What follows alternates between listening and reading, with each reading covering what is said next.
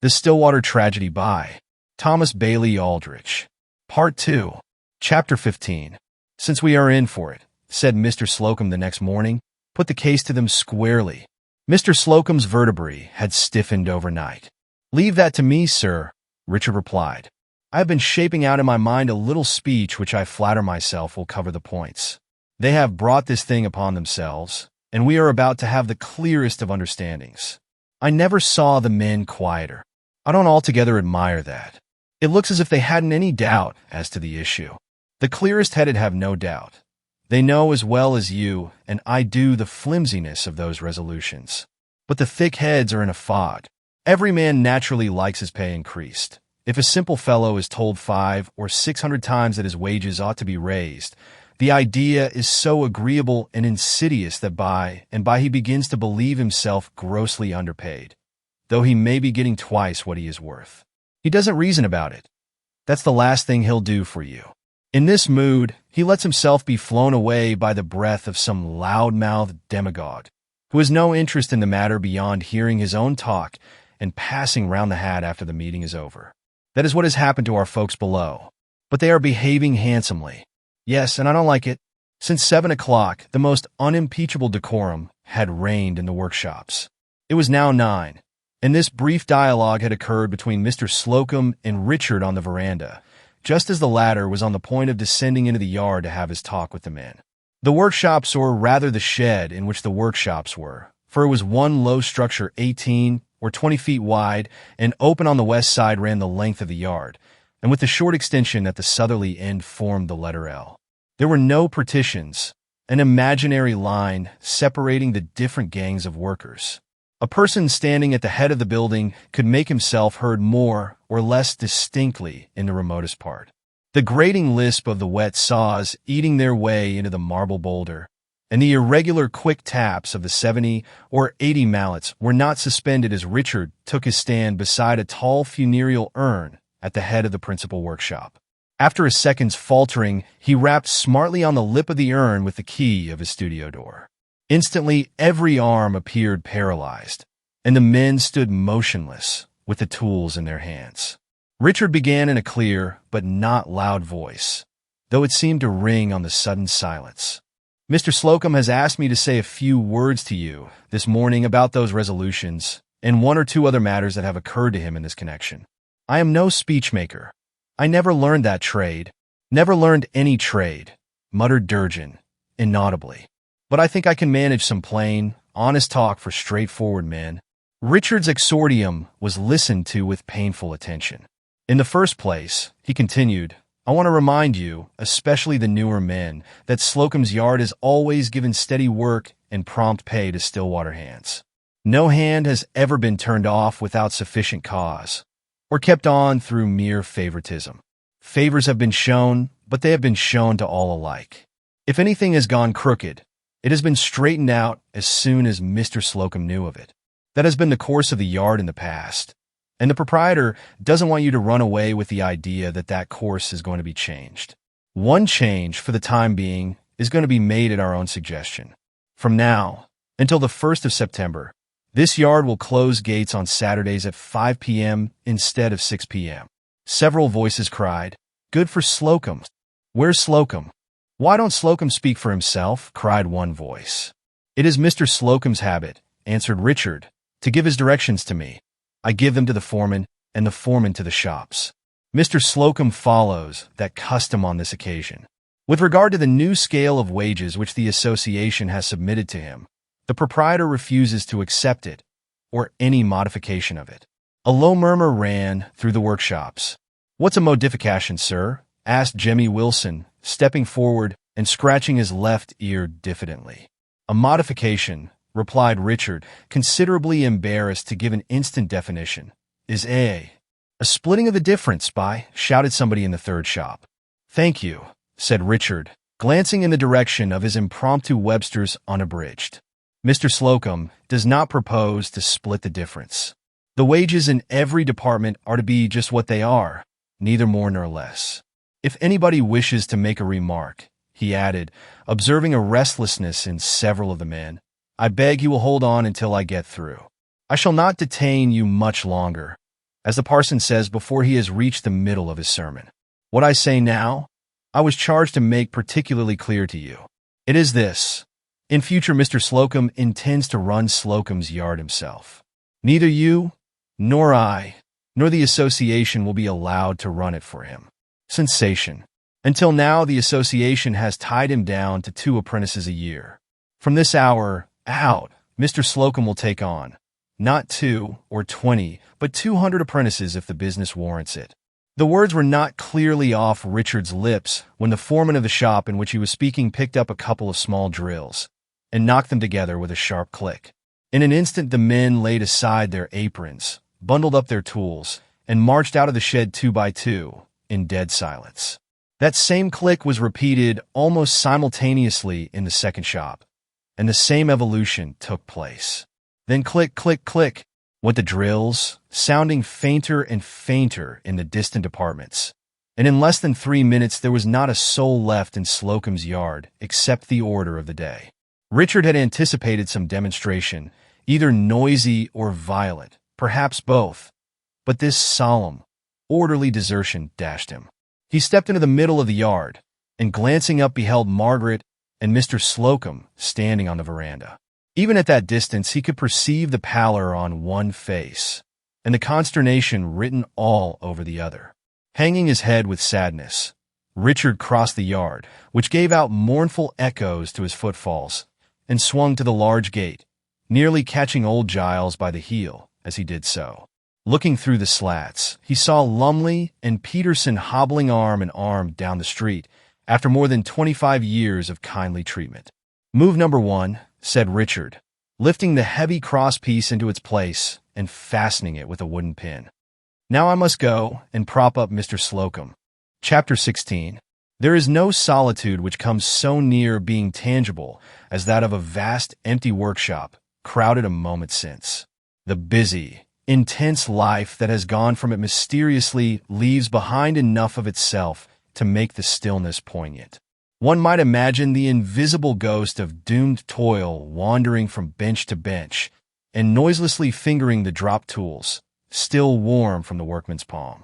Perhaps this impalpable presence is the artisan's anxious thought, stolen back to brood over the uncompleted task.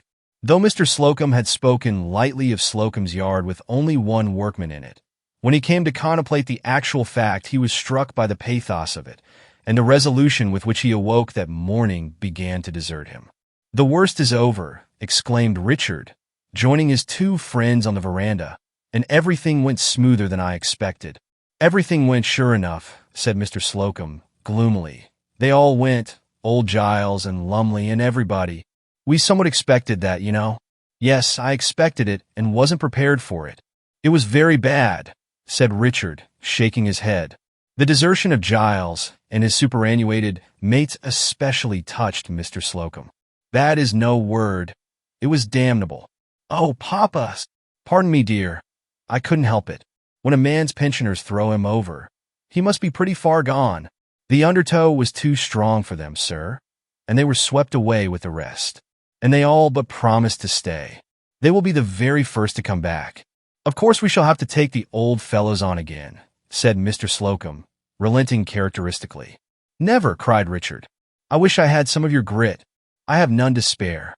To tell the truth, when I stood up there to speak, with every eye working on me, like a half-inch drill, I would have sold myself at a low figure. But you were a perfect what's-his-name, Demosthenes," said Mr. Slocum, with a faint smile. "We could hear you." "I don't believe Demosthenes ever moved an audience as I did mine," cried Richard gaily. "If his orations produced a like effect, I am certain that the Grecian lecture bureau never sent him twice to the same place." "I don't think, Richard, I would engage you over again." "I am sure Richard spoke very well," interrupted Margaret. "His speech was short." "Say shortened, Margaret, for I hadn't got through when they left." "No, I will not jest about it. It is too serious for jesting. What is to become of the families of all these men suddenly thrown out of employment?" "They threw themselves out, Mag," said her father. "That does not mend the matter, Papa. There will be great destitution and suffering in the village with every mill closed. And they are all going to close, Bridget says. Thank heaven that this did not happen in the winter. They always pick their weather, observed Mr. Slocum. It will not be for long, said Richard encouragingly. Our own hands and the spinners, who had no ground for complaint, will return to work shortly, and the managers of the iron mills will have to yield a point or two. In a week at the outside, everything will be running smoothly and on a sounder foundation than before. I believe the strike will be an actual benefit to everybody in the end. By dint of such arguments and his own sanguine temperament, Richard succeeded in reassuring Mr. Slocum for the time being, though Richard did not hide from himself the gravity of the situation. There was a general strike in the village. 800 men were without work. That meant, or would mean in a few days, 2,000 or 3,000 women and children without bread. It does not take the wolf long to reach a poor man's door when it is left ajar.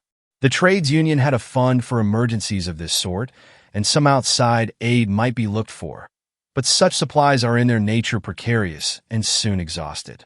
It is a noticeable feature of strikes that the moment the workman's pay stops, his living expenses increase. Even the more economical becomes improvident. If he has money, the tobacco shop and the tavern are likely to get more of it than the butcher's cart. The prolonged strain is too great to be endured without stimulant. Chapter 17. During the first and second days of the strike, Stillwater presented an animated and even a festive appearance. Throngs of operatives in their Sunday clothes strolled through the streets or lounged at the corners chatting with other groups. Some wandered into the suburbs and lay in the long grass under the elms. Others again, though these were few, took to the turnpike or the railroad track and tramped across country. It is needless to say that the barroom of the tavern was crowded from early morning down to the hour when the law compelled Mr. Snelling to shut off his gas. After which, John Brown's soul could be heard marching on in the darkness through various crooked lanes and alleys until nearly daybreak. Among the earliest to scent trouble in the air was Han Lin, the Chinaman before mentioned. He kept a small laundry in Mud Lane, where his name was painted perpendicularly on a light of glass in the basement window of a tenement house. Han Lin intended to be buried someday in a sky-blue coffin in his own land and have a dozen packs of firecrackers decorously exploded over his remains. In order to reserve himself for this and other ceremonies involving the burning of a great quantity of gilt paper, he quietly departed for Boston at the first sign of popular discontent. As Dexter described it, Han Lin coiled up his pigtail, put 40 grains of rice in a yaller bag, enough to last him a month, and toddled off in his 2-story wooden shoes. He could scarcely have done a wiser thing, for poor Han Lin's laundry was turned wrong side out within 36 hours afterwards. The strike was popular. The spirit of it spread, as fire and fever and all elemental forces spread. The 2 apprentices in Brackett's bakery had a dozen minds about striking that first morning. The younger lad, Joe Wiggin, plucked up courage to ask Brackett for a day off and was lucky enough to dodge a piece of dough weighing nearly 4 pounds. Brackett was making bread while the sun shone. He knew that before the week was over there would be no cash customers, and he purposed then to shut up shop. On the 3rd and 4th days, there was no perceptible fall in the barometer. Trade was brisk with Snelling, and a brass band was playing national airs on a staging erected on the green in front of the post office. Nightly meetings took place at Grimsey's Hall, and the audiences were good-humored and orderly. Torrini advanced some utopian theories touching a universal distribution of wealth, which were listened to attentively, but failed to produce deep impression. "That's a healthy idea of Torrini's about Dervidin up property," said Jemmy Wilson. "I've heard it afore, but it's sing'lar. I never knowed a feller with any property to have that idea." "There is a great deal in it, I can tell ye," replied Michael Hennessy, with a well-blackened Woodstock pipe between his teeth and his hands tucked under his coat-tails. "Isn't the Mr. Stavins?" When Michael had on his bottle-green swallow-tailed coat with the brass buttons, he invariably assumed a certain lofty air of ceremony in addressing his companions. "It is sorter pleasant to look at," returned Stevens, "but it don't seem to me an idea that would work. Suppose that, after all the property was divided, a fresh shipload of your friends was to land at New York or Boston. Would there be a new deal?" "No, sir. By no means," exclaimed Michael excitedly. "The furners is counted out. But you're a foreigner yourself, Mike." "Am I then?" But Dad, I'm not. I'm a raw American know-nothing. Well, Mike, said Stevens maliciously, when it comes to a regular division of lands and greenbacks in the United States, I go in for the Chinese having their share. The Chinese, shouted Michael. Oh, murther, Mr. Stevens? You wouldn't be for dividend with them blatherskites. Yes, with them, as well as the rest, returned Stevens dryly. Meanwhile, the directors and stockholders of the various mills took counsel in a room at the rear of the National Bank. Mr. Slocum, following Richard's advice, declined to attend the meeting in person or to allow his name to figure on the list of vice presidents. Why should we hitch our good cause to their doubtful one? Reflected Richard. We have no concessions or proposals to make. When our men are ready to come back to us, they will receive just wages and fair treatment. They know that. We do not want to fight the molders. Let the iron mills do their own fighting. And Richard stolidly employed himself in taking an account of stock and forwarding by express to their destination the 10 or 12 carved mantelpieces that happily completed the last contract. Then his responsibilities shrunk to winding up the office clock and keeping Mr. Slocum firmly on his legs. The latter was by far the more onerous duty, for Mr. Slocum ran down 2 or 3 times in the course of every 24 hours, while the clock once wound was fixed for the day. If I could only have a good set of Waltham works put into your father, said Richard to Margaret, after one of Mr. Slocum's relapses, he would go better.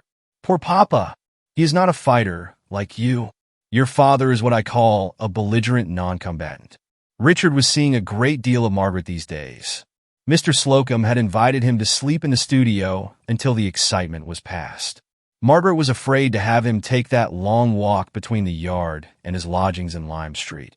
And then her father was an old man to be without any protection in the house in such untoward times. So Richard slept in the studio and had his plate at table, like one of the family.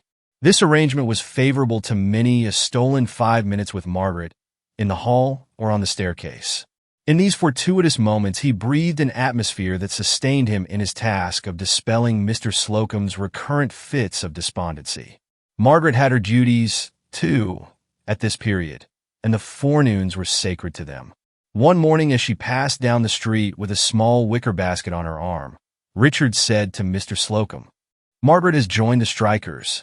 The time had already come to Stillwater, when many a sharp-faced little urchin as dear to the warm, deep bosom that had nursed it as though it were a crown prince would not have had a crust to gnaw if Margaret Slocum had not joined the strikers. Sometimes her heart drooped on the way home from these errands, upon seeing how little of the misery she could ward off. On her rounds there was one cottage in a squalid lane where the children asked for bread in Italian. She never omitted to halt at that door.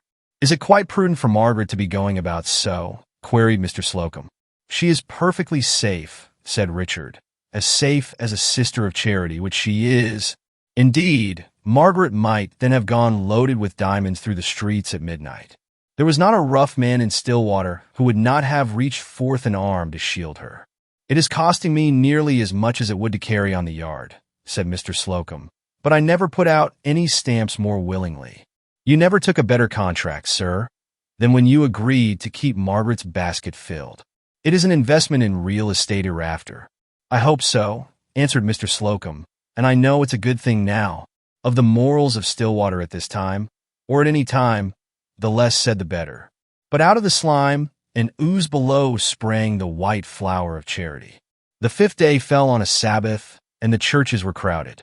The Reverend Arthur Langley selected his text from Street Matthew, chapter 22, v. 21. Render therefore unto Caesar the things which are Caesar's. But as he did not make it quite plain which was Caesar, the trades union or the Mayanawona Iron Works, the sermon went for nothing, unless it could be regarded as a hint to those persons who had stolen a large piece of belting from the Dana Mills. On the other hand, Father O'Mara that morning bravely told his children to conduct themselves in an orderly manner while they were out of work, or they would catch it in this world and in the next. On the 6th day, a keen observer might have detected a change in the atmosphere. The streets were thronged as usual, and the idlers still wore their Sunday clothes, but the holiday buoyancy of the earlier part of the week had evaporated. A turnout on the part of one of the trades, though it was accompanied by music and a banner with a lively inscription, failed to arouse general enthusiasm. A serious and even a sullen face was not rare among the crowds that wandered aimlessly up and down the village. On the seventh day, it required no penetration to see the change. There was decidedly less good-natured chaffing and more drunkenness. Though Snelling had invoked popular contumely and decimated his barroom by refusing to trust for drinks, Brackett had let his ovens cool, and his shutters were up. The treasury of the trades union was nearly drained, and there were growlings that too much had been fooled away on banners and a brass band for the Iron Men's parade the previous forenoon. It was when Brackett's eye sighted the banner with bread or blood on it that he had put up his shutters. Torrini was now making violent harangues at Grimsey's Hall to largely augmented listeners, whom his words irritated without convincing. Shut off from the tavern, the men flocked to hear him and the other speakers, for born orators were just then as thick as unripe whortleberries. There was nowhere else to go. At home were reproaches that maddened, and darkness, for the kerosene had given out. Though all the trades had been swept into the movement, it is not to be understood that every workman was losing his head. There were men who owned their cottages and had small sums laid by in the savings bank, who had always sent their children to the district school and listened themselves to at least one of Mr. Langley's sermons or one of Father O'Mara's discourses every Sunday. These were anchored to good order. They neither frequented the barroom nor attended the conclaves at Grimsey's Hall, but deplored as deeply as anyone the spirit that was manifesting itself. They would have returned to work now if they had dared. To this class belonged Stevens. "Why don't you come up to the hall, Knights?" asked Durgin, accosting him on the street one afternoon. "You'd run a chance of hearing me hold forth some of these evenings. You've answered your own question, William. I shouldn't like to see you making an idiot of yourself. This is a square fight between labor and capital," returned Durgin with dignity, "and every man ought to take a hand in it." "William," said Stevens meditatively, "do you know about the Siamese twins?" "What about 'em? They're dead, ain't they?" replied Durgin with surprise. "I believe so, but when they was alive, if you was to pinch one of those fellows, the other fellow would sing out. If you was to black the eye of the left-hand chap, the right-hand chap wouldn't have been able to see for a week.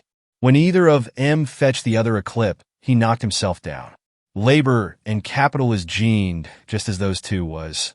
When you've got this fact well into your skull, William, I shall be pleased to listen to your ideas at Grimsey's Hall or anywhere else." Such conservatism as Stevens's, however, was necessarily swept out of sight for the moment. The wealthier citizens were in a state bordering on panic, all but Mr. Lemuel Shackford.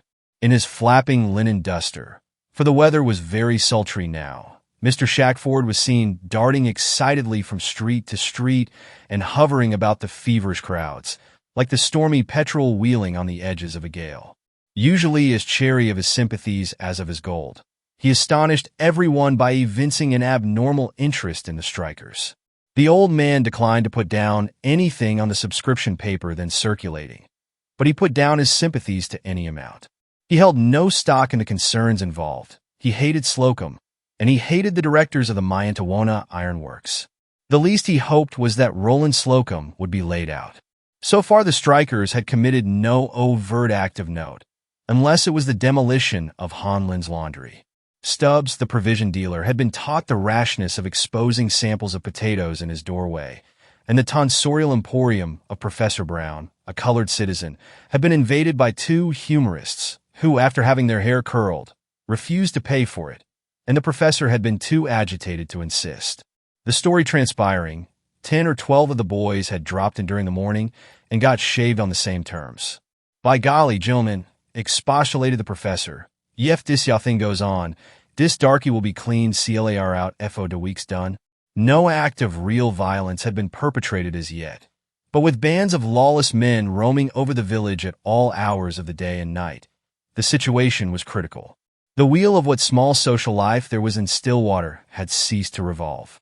With the single exception of Lemuel Shackford, the more respectable inhabitants kept indoors as much as practicable. From the first, neither Mr. Craggy nor Lawyer Perkins had gone to the hotel to consult the papers in the reading room, and Mr. Pinkham did not dare to play on his flute of an evening. The Reverend Arthur Langley found it politic to do but little visiting in the parish. His was not the pinion to buffet with a wind like this, and indeed he was not explicitly called upon to do so. He sat sorrowfully in his study day by day, preparing the weekly sermon, a gentle, pensive person, inclined in the best of weather to melancholia. If Mr. Langley had gone into arboriculture instead of into the ministry, he would have planted nothing but weeping willows. In the meantime, the mill directors continued their deliberations in the bank building and had made several abortive attempts to effect an arrangement with the leaders of the union. This seemed every hour less possible and more necessary. On the afternoon of the 7th day of the strike, a crowd gathered in front of the residence of Mr. Alexander, the superintendent of the Mayantawana Iron Works, and began groaning and hooting.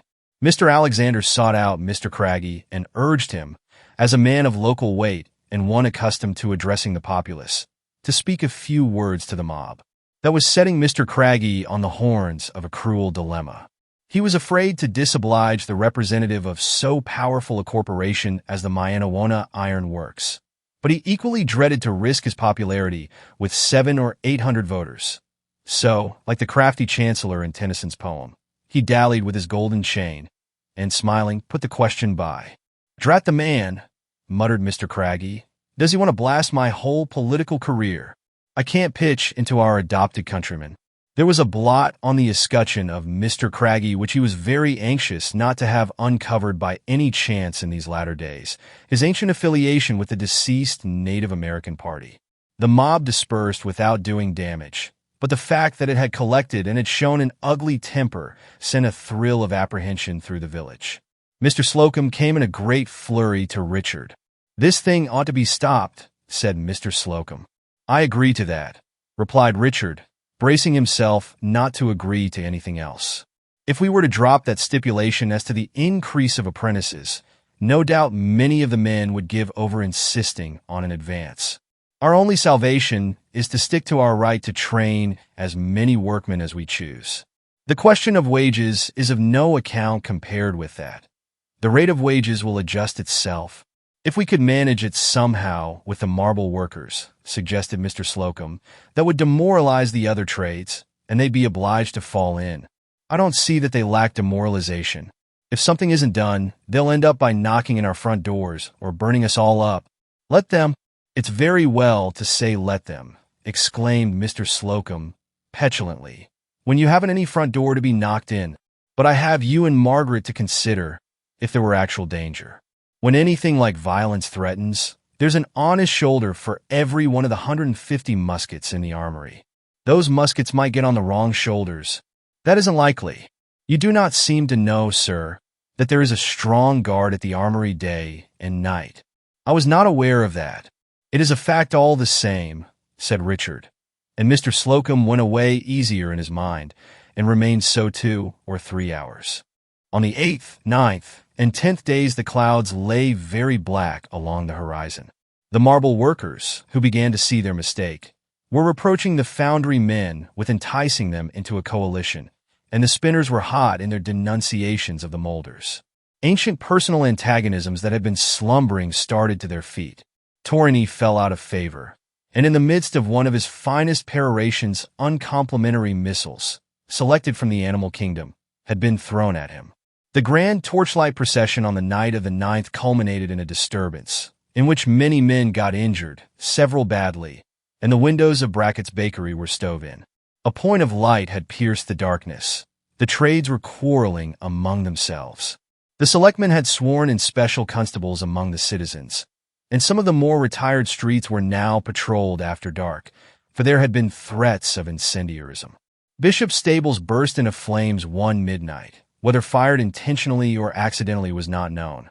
But the giant bellows at Dana's Mills was slit, and 2 belts were cut at the Mayantawana Iron Works that same night. At this juncture, a report that out-of-town hands were coming to replace the strikers acted on the public mind like petroleum on fire.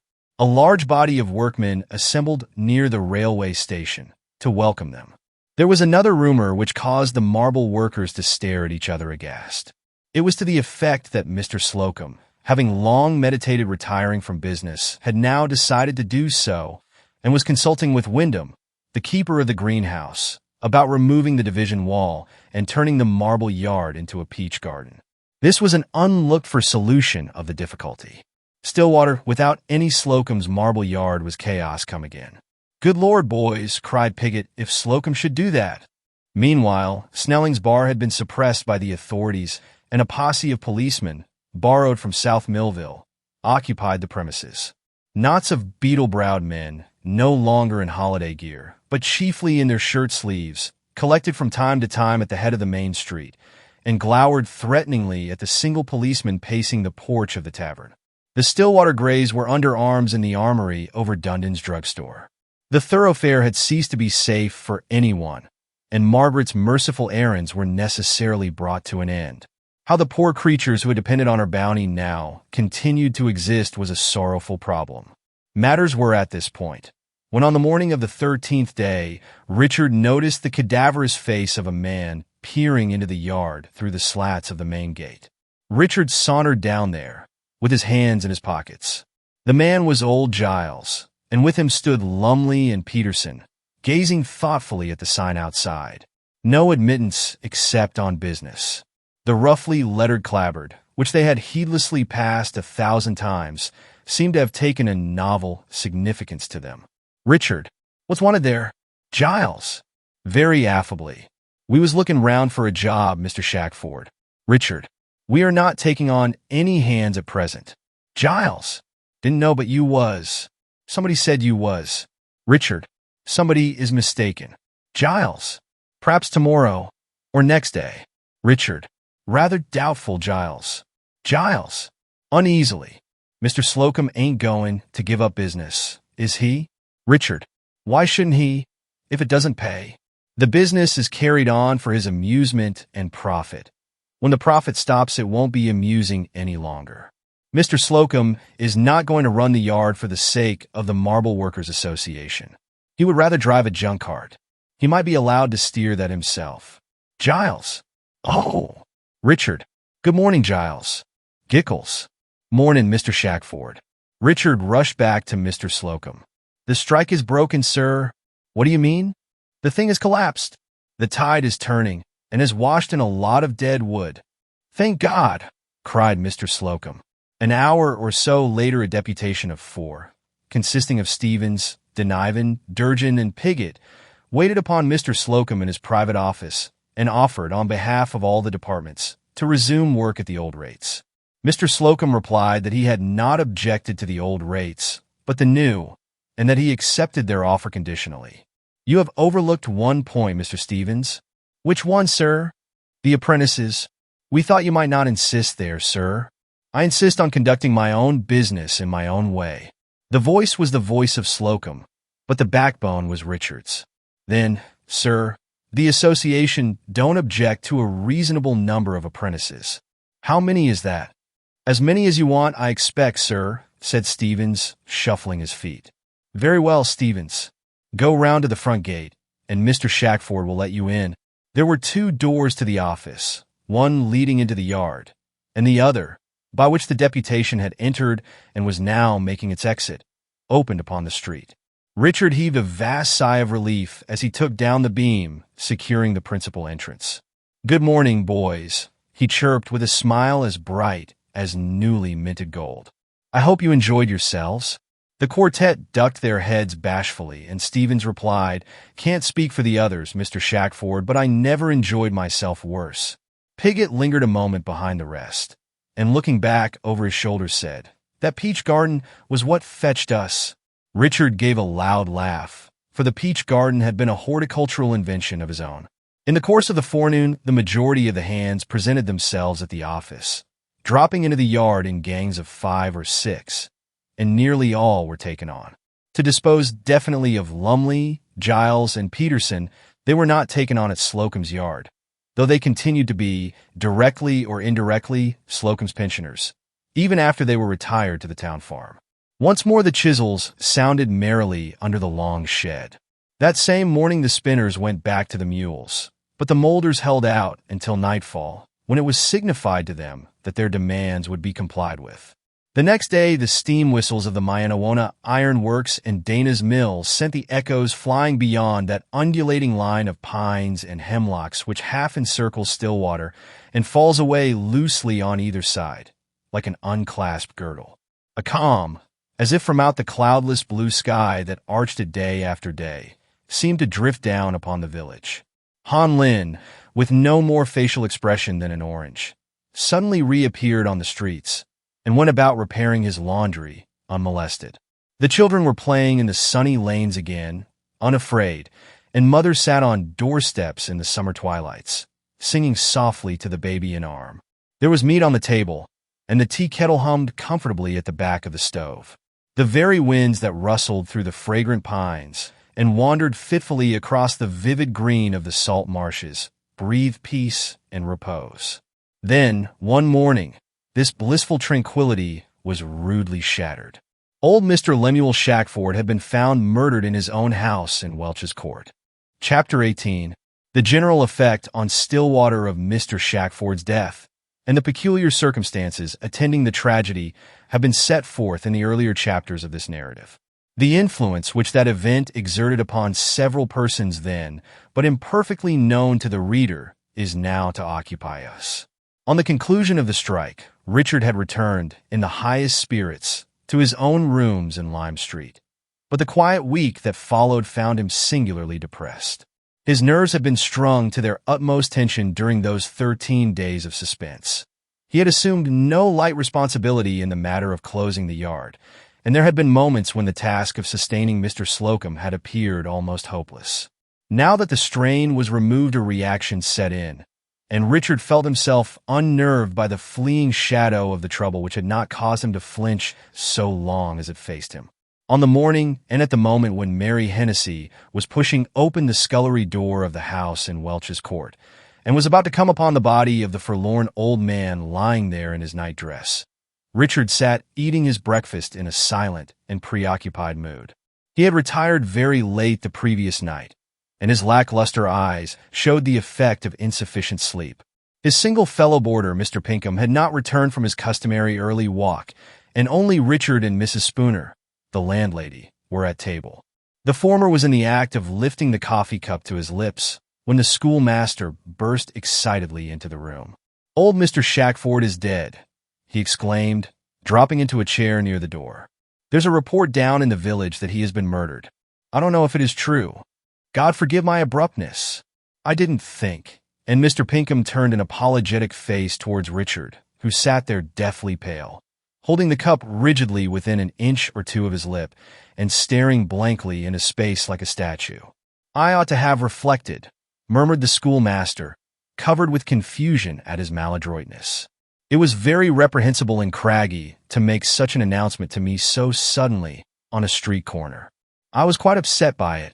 Richard pushed back his chair without replying and passed into the hall, where he encountered a messenger from Mr. Slocum, confirming Mr. Pinkham's intelligence, but supplementing it with the rumor that Lemuel Shackford had committed suicide. Richard caught up his hat from a table and hurried to Welch's Court. Before reaching the house, he had somewhat recovered his outward composure, but he was still pale and internally much agitated, for he had received a great shock, as Lawyer Perkins afterwards observed to Mr. Ward in the reading room of the tavern. Both these gentlemen were present when Richard arrived, as were also several of the immediate neighbors and 2 constables. The latter were guarding the door against the crowd, which had already begun to collect in the front yard. A knot of carpenters, with their toolboxes on their shoulders, had halted at the garden gate on their way to Bishop's new stables, and were glancing curiously at the unpainted facade of the house, which seemed to have taken on a remote, bewildered expression, as if it had an inarticulate sense of the horror within. The men ceased their whispered conversation as Richard approached and respectfully moved aside to let him pass. Nothing had been changed in the cheerless room on the ground floor, with its veneered mahogany furniture and its yellowish leprous wallpaper, peeling off at the seams here and there. A cane-seated chair, overturned near the table, had been left untouched, and the body was still lying in the position in which the Hennessy girl had discovered it. A strange chill, something unlike any atmospherical sharpness, a chill that seemed to exhale from the thin, pinched nostrils, permeated the apartment. The orioles were singing madly outside, their vermilion bosoms glowing like live coals against the tender green of the foliage, and appearing to break into flame as they took sudden flights hither and thither. But within all was still. On entering the chamber, Richard was smitten by the silence, that silence which shrouds the dead, and is like no other.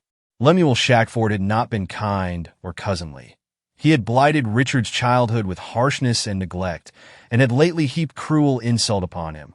But as he stood there alone, and gazed for a moment at the firmly shut lips, upon which the mysterious white dust of death had already settled, the lips that were never to utter any more bitter things, the tears gathered in Richard's eyes and ran slowly down his cheeks.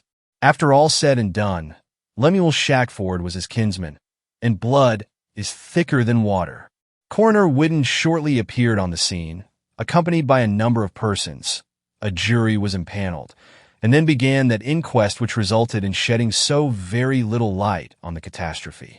The investigation completed, there were endless details to attend to, papers to be hurriedly examined and sealed, and arrangements made for the funeral on the succeeding day. These matters occupied Richard until late in the afternoon, when he retired to his lodgings, looking in on Margaret for a few minutes on his way home. "This is too dreadful," said Margaret, clinging to his hand, with fingers nearly as icy as his own. "It is unspeakably sad," answered Richard. "The saddest thing I ever knew. Who could have been so cruel?"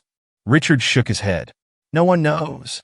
The funeral took place on Thursday, and on Friday morning, as has been stated, Mr. Taggett arrived in Stillwater and installed himself in Welch's court, to the wonder of many in the village, who would not have slept a night in that house, with only a servant in the north gable, for half the universe. Mr. Taggett was a person who did not allow himself to be swayed by his imagination. Here, then, he began his probing of a case which, on the surface, promised to be a very simple one. The man who had been seen driving rapidly along the turnpike sometime near daybreak on Wednesday was presumably the man who could tell him all about it. But it did not prove so. Neither Thomas Bluffton, nor William Durgin, nor any of the tramps subsequently obliged to drop in autobiography could be connected with the affair. These first failures served to stimulate Mr. Taggett. It required a complex case to stir his ingenuity and sagacity. That the present was not a complex case, he was still convinced after 4 days' futile labor upon it. Mr. Shackford had been killed either with malice prepense or on the spur of the moment for his money. The killing had likely enough not been premeditated. The old man had probably opposed the robbery. Now, among the exceptionally rough population of the town, there were possibly 50 men who would not have hesitated to strike down Mr. Shackford if he had caught them flagrante delicto and resisted them, or attempted to call for succor. That the crime was committed by someone in Stillwater or in the neighborhood, Mr. Taggett had never doubted since the day of his arrival. The clumsy manner in which the staple had been wrenched from the scullery door showed the absence of a professional hand. Then the fact that the deceased was in the habit of keeping money in his bedchamber was a fact well known in the village, and not likely to be known outside of it, though of course it might have been. It was clearly necessary for Mr. Taggett to carry his investigation into the workshops and among the haunts of the class, which was indubitably to furnish him with the individual he wanted. Above all, it was necessary that the investigation should be secret. An obstacle obtruded itself here. Everybody in Stillwater knew everybody, and a stranger appearing on the streets or dropping frequently into the tavern would not escape comment. The man with the greatest facility for making the requisite searches would, of course, be some workman. But a workman was the very agent not to be employed under the circumstances. How many times, and by what strange fatality, had a guilty party been selected to shadow his own movements, or those of an accomplice? No, Mr. Taggett must rely only on himself, and his plan forthwith matured. Its execution, however, was delayed several days, the cooperation of Mr. Slocum and Mr. Richard Shackford being indispensable. At this stage, Richard went to New York, where his cousin had made extensive investments in real estate. For a careful man, the late Mr. Shackford had allowed his affairs there to become strangely tangled. The business would detain Richard a fortnight. 3 days after his departure, Mr. Taggett himself left Stillwater, having apparently given up the case, a proceeding which was severely criticized, not only in the columns of the Stillwater Gazette, but by the townsfolk at large, who immediately relapsed into a state of apprehension approximating that of the morning when the crime was discovered. Mr. Pinkham, who was taking tea that evening at the Donnas, threw the family into a panic by asserting his belief that this was merely the first of a series of artistic assassinations in the manner of those memorable murders recorded by De Quincey. Mr. Pinkham may have said this to impress the 4 Dana girls with the variety of his reading, but the recollection of De Quincey's harrowing paper had the effect of so unhinging the young schoolmaster that when he found himself, an hour or two afterwards, in the lonely, unlighted street, he flitted home like a belated ghost, and was ready to drop at every tree box. The next forenoon, a new hand was taken on at Slocum's yard. The new hand, who had come on foot from South Millville, at which town he had been set down by the 7 o'clock express that morning, was placed in the apprentice department. There were 5 or 6 apprentices now. Though all this was part of an understood arrangement, Mr. Slocum nearly doubted the fidelity of his own eyes when Mr. Taggett, a smooth-faced young fellow of 21, if so old, with all the traits of an ordinary workman down to the neglected fingernails, stepped up to the desk to have the name of Blake entered on the payroll. Either by chance or by design, Mr. Taggett had appeared but seldom on the streets of Stillwater. The few persons who had had anything like familiar intercourse with him in his professional capacity were precisely the persons with whom his present movements were not likely to bring him into juxtaposition, and he ran slight risk of recognition by others. With his hair closely cropped and the overhanging brown mustache removed, the man was not so much disguised as transformed. "I shouldn't have known him," muttered Mr. Slocum, as he watched Mr. Taggett passing from the office with his hat in his hand. During the ensuing 10 or 12 days, Mr. Slocum never wholly succeeded in extricating himself from the foggy uncertainty generated by that one brief interview. From the moment Mr. Taggett was assigned a bench under the sheds, Mr. Slocum saw little or nothing of him. Mr. Taggett took lodging in a room in one of the most crowded of the low boarding houses, a room accommodating 2 beds besides his own, the first occupied by a brother neophyte in marble cutting, and the second by a morose middle-aged man with one eyebrow a trifle higher than the other, as if it had been wrenched out of line by the strain of habitual intoxication. This man's name was Wollaston, and he worked at Dana's. Mr. Taggett's initial move was to make himself popular in the marble yard, and especially at the tavern, where he spent money freely, though not so freely as to excite any remark except that the lad was running through pretty much all his small pay, a recklessness which was charitably condoned in Snelling's barroom. He formed multifarious friendships and had so many sensible views on the labor problem, advocating the general extinguishment of capitalists, and so on, that his admittance to the Marble Workers' Association resolved itself into merely a question of time. The old prejudice against apprentices was already wearing off. The quiet, evasive man of few words was now a loquacious talker, holding his own with the hardest hitters, and very skillful in giving offense to no one. "Whoever picks up Blake for a fool," Dexter remarked one night, "will put him down again." Not a shadow of suspicion followed Mr. Taggett in his various comings and goings. He seemed merely a good-natured, intelligent devil, perhaps a little less devilish and a trifle more intelligent than the rest, but not otherwise different. Denivin, Peters, Dexter, Wilson, and others in and out of the Slocum clique were Blake's sworn friends.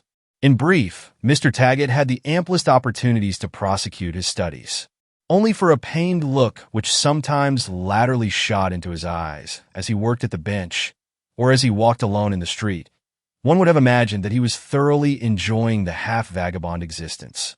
The supposition would have been erroneous, for in the progress of those 14 days' apprenticeship Mr. Taggett had received a wound in the most sensitive part of his nature. He had been forced to give up what no man ever relinquishes without a wrench, his own idea. With the exception of an accident in Dana's mill, by which Torrini's hand had been so badly mangled that amputation was deemed necessary, the 2 weeks had been eventless outside of Mr. Taggett's personal experience. What that experience was will transpire in its proper place. Margaret was getting daily notes from Richard and Mr. Slocum, overburdened with the secret of Mr. Taggett's presence in the yard, a secret confined exclusively to Mr. Slocum. Richard, and Justice Beam was restlessly awaiting developments. The developments came that afternoon when Mr. Taggett walked into the office and startled Mr. Slocum, sitting at the desk. The two words which Mr. Taggett then gravely and coldly whispered in Mr. Slocum's ear were, Richard Shackford. Chapter 19. Mr. Slocum, who had partly risen from the chair, sank back into his seat. "Good God," he said, turning very pale. "Are you mad?" Mr. Taggett realized the cruel shock which the pronouncing of that name must have caused Mr. Slocum. Mr. Taggett had meditated his line of action, and had decided that the most merciful course was brusquely to charge young Shackford with the crime, and allow Mr. Slocum to sustain himself for a while with the indignant disbelief which would be natural to him, situated as he was. He would then in a manner be prepared for the revelations which, if suddenly presented, would crush him. If Mr. Taggett was without imagination, as he claimed, he was not without a certain feminine quickness of sympathy often found in persons engaged in professions calculated to blunt the finer sensibilities. In his intercourse with Mr. Slocum at the Shackford house, Mr. Taggett had been won by the singular gentleness and simplicity of the man, and was touched by his misfortune. After his exclamation, Mr. Slocum did not speak for a moment or two, but with his elbows resting on the edge of the desk, sat motionless, like a person stunned. Then he slowly lifted his face, to which the color had returned, and making a movement with his right hand, as if he were sweeping away cobwebs in front of him, rose from the chair. "You are simply mad," he said, looking Mr. Taggett squarely and calmly in the eyes. "Are you aware of Mr. Richard Shackford's character and his position here?" "Precisely. Do you know that he is to marry my daughter?" "I am very sorry for you, sir. You may spare me that. It is quite unnecessary. You have fallen into some horrible delusion. I hope you will be able to explain it." "I am prepared to do so, sir." "Are you serious?" "Very serious, Mr. Slocum. You actually imagine that Richard Shackford Shaw. It's simply impossible. I am too young a man to wish even to seem wiser than you. But my experience has taught me that nothing is impossible. I begin to believe so myself. I suppose you have grounds, or something you consider grounds, for your monstrous suspicion. What are they? I demand to be fully informed of what you have been doing in the yard, before you bring disgrace upon me and my family by inconsiderately acting on some wild theory, which perhaps 10 words can refute.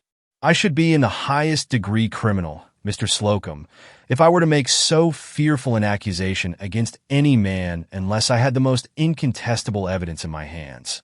Mr. Taggett spoke with such cold-blooded conviction that a chill crept over Mr. Slocum, in spite of him.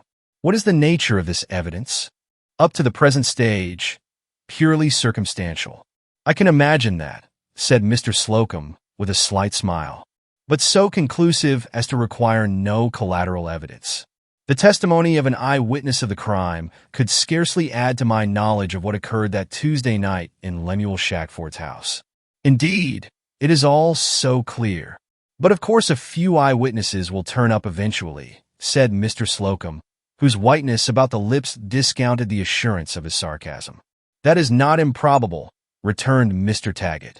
And meanwhile, what are the facts? They are not easily stated.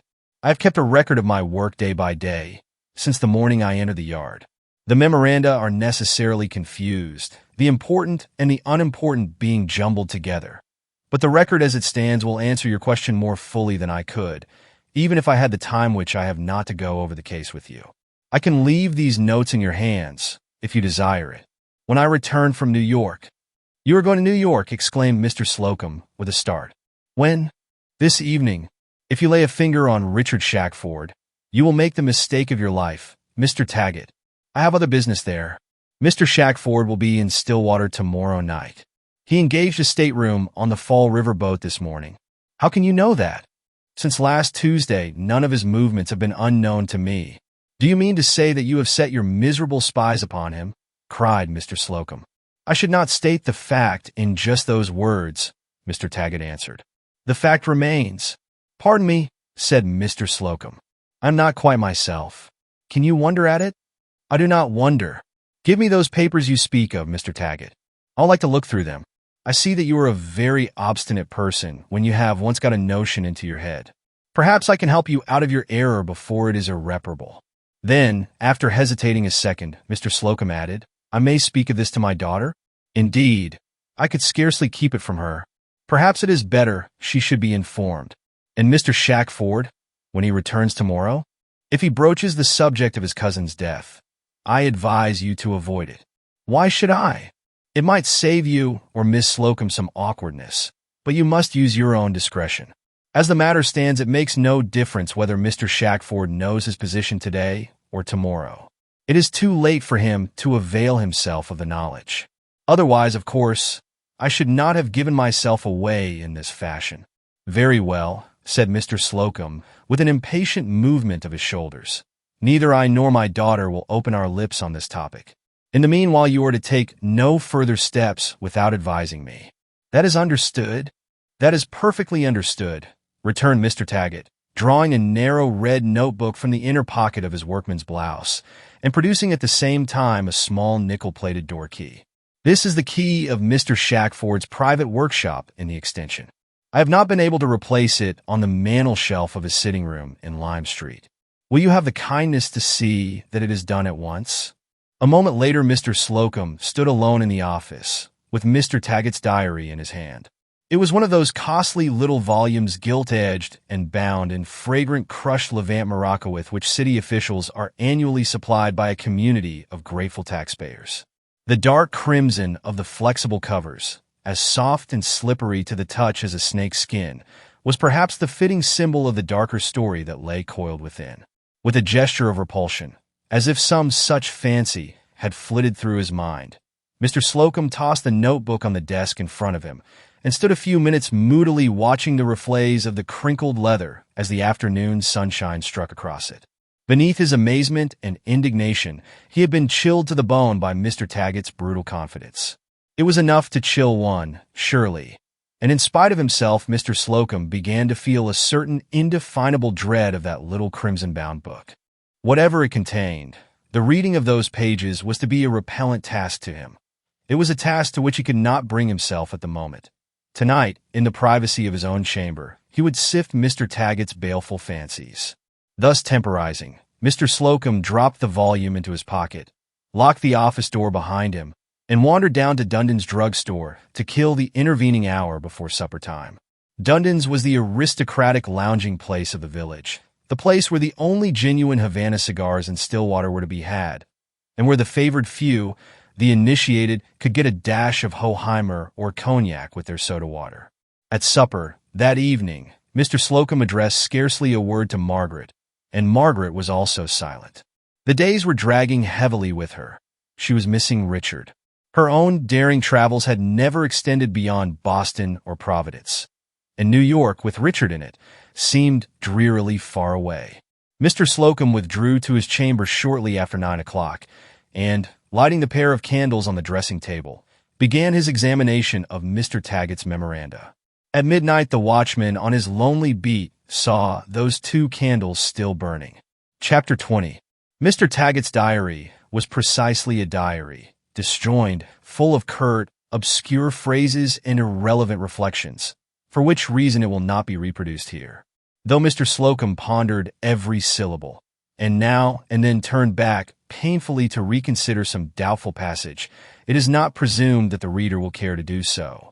An abstract of the journal, with occasional quotation where the writer's words seem to demand it, will be sufficient for the narrative. In the opening pages, Mr. Taggett described his novel surroundings with a minuteness which contrasted oddly with the brief, hurried entries further on. He found himself, as he had anticipated, in a society composed of some of the most heterogeneous elements. Stillwater, viewed from a certain point, was a sort of microcosm, a little international rag fair, to which nearly every country on earth had contributed one of its shabby human products. "I am moving," wrote Mr. Taggett, "in an atmosphere in which any crime is possible. I give myself 7 days at the outside to light upon the traces of Shackford's murder. I feel him in the air." The writer's theory was that the man would betray his identity in one of 2 ways, either by talking unguardedly or by indulging in expenditures not warranted by his means and position. If several persons had been concerned in the crime, nothing was more likely than a disagreement over the spoil and consequent treachery on the part of one of them. Or, again, some of the Confederates might become alarmed an attempt to save themselves by giving away their comrades. Mr. Taggett, however, leaned to the belief that the assassin had had no accomplices. The sum taken from Mr. Shackford's safe was a comparatively large one, $500 in gold and nearly double that amount in banknotes. Neither the gold nor the paper bore any known mark by which it could be recognized. The burglar had doubtless assured himself of this, and would not hesitate to disburse the money. That was even a safer course, judiciously worked, than to secrete it. The point was, would he have sufficient self-control to get rid of it by degrees? The chances, Mr. Taggett argued, were 10 to 1 he would not. A few pages further on, Mr. Taggett compliments the unknown on the adroit manner in which he is conducting himself. He has neither let slip a suspicious word, nor made an incautious display of his booty. Snelling's bar was doing an unusually light business. No one appeared to have any money. Many of the men had run deeply into debt during the late strike, and were now drinking moderately. In the paragraph which closes the week's record, Mr. Taggett's chagrin is evident. He confesses that he is at fault. "My invisible friend does not materialize so successfully as I expected," is Mr. Taggett's comment. His faith in the correctness of his theory had not abated, but he continued his observation in a less sanguine spirit. These observations were not limited to the barroom or the workshop. He informed himself of the domestic surroundings of his comrades. Where his own scrutiny could not penetrate, he employed the aid of correspondence. He knew what workmen had money in the local savings bank and the amount of each deposit. In the course of his explorations of the shady side of Stillwater life, Mr. Taggett unearthed many amusing and many pathetic histories, but nothing that served his end. Finally, he began to be discouraged. Returning home from the tavern, one night, in a rather desponding mood, he found the man Wollaston smoking his pipe in bed. Wollaston was a taciturn man generally, but this night he was conversational, and Mr. Taggett, too restless to sleep, fell to chatting with him. Did he know much about the late Mr. Shackford? Yes, he had known him well enough, in an off way, not to speak of him. Everybody knew him in Stillwater. He was a sort of miser, hated everybody, and bullied everybody. It was a wonder somebody didn't knock the old Silvertop on the head years ago. Thus Mr. Wollaston grimly, with his pores stopped up with iron fillings, a person to whom it would come quite easy to knock anyone on the head for a slight difference of opinion. He amused Mr. Taggett in his present humor.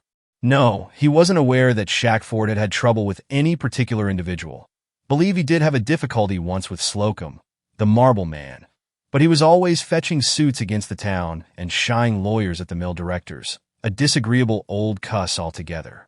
Adopted his cousin, one time, but made the house so hot for him that the lad ran off to sea, and since then had had nothing to do with the old bilk.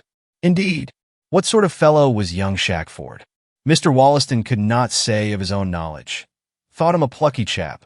He had put a big Italian named Torini out of the yard one day for talking back. Who was Torini? The man that got hurt last week in the Dana mill. Who were Richard Shackford's intimates? Couldn't say.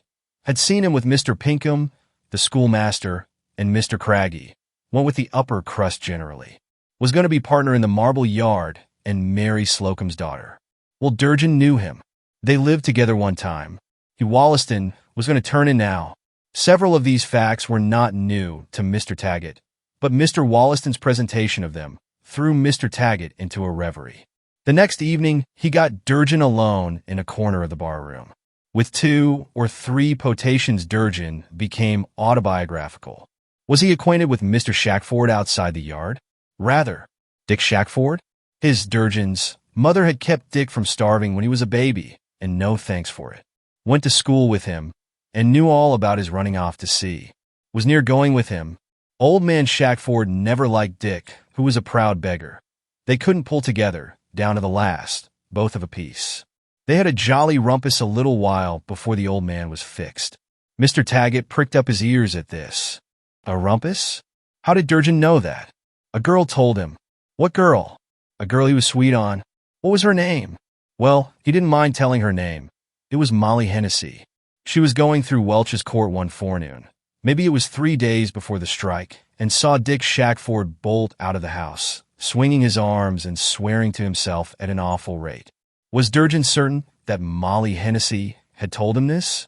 Yes, he was ready to take his oath on it. Here, at last, was something that looked like a glimmer of daylight. It was possible that Durgin or the girl had lied, but the story had an air of truth to it.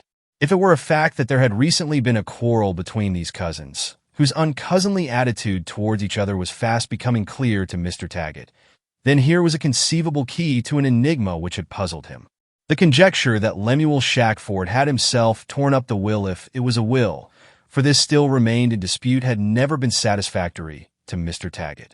He had accepted it because he was unable to imagine an ordinary burglar pausing in the midst of his work to destroy a paper in which he could have no concern. But Richard Shackford would have the liveliest possible interest in the destruction of a document that placed a vast estate beyond his reach.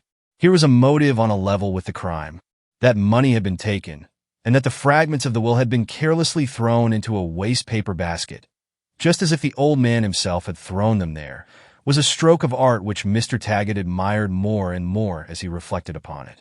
He did not, however, allow himself to lay too much stress on these points, for the paper might turn out to be merely an expired lease, and the girl might have been quizzing Durgin.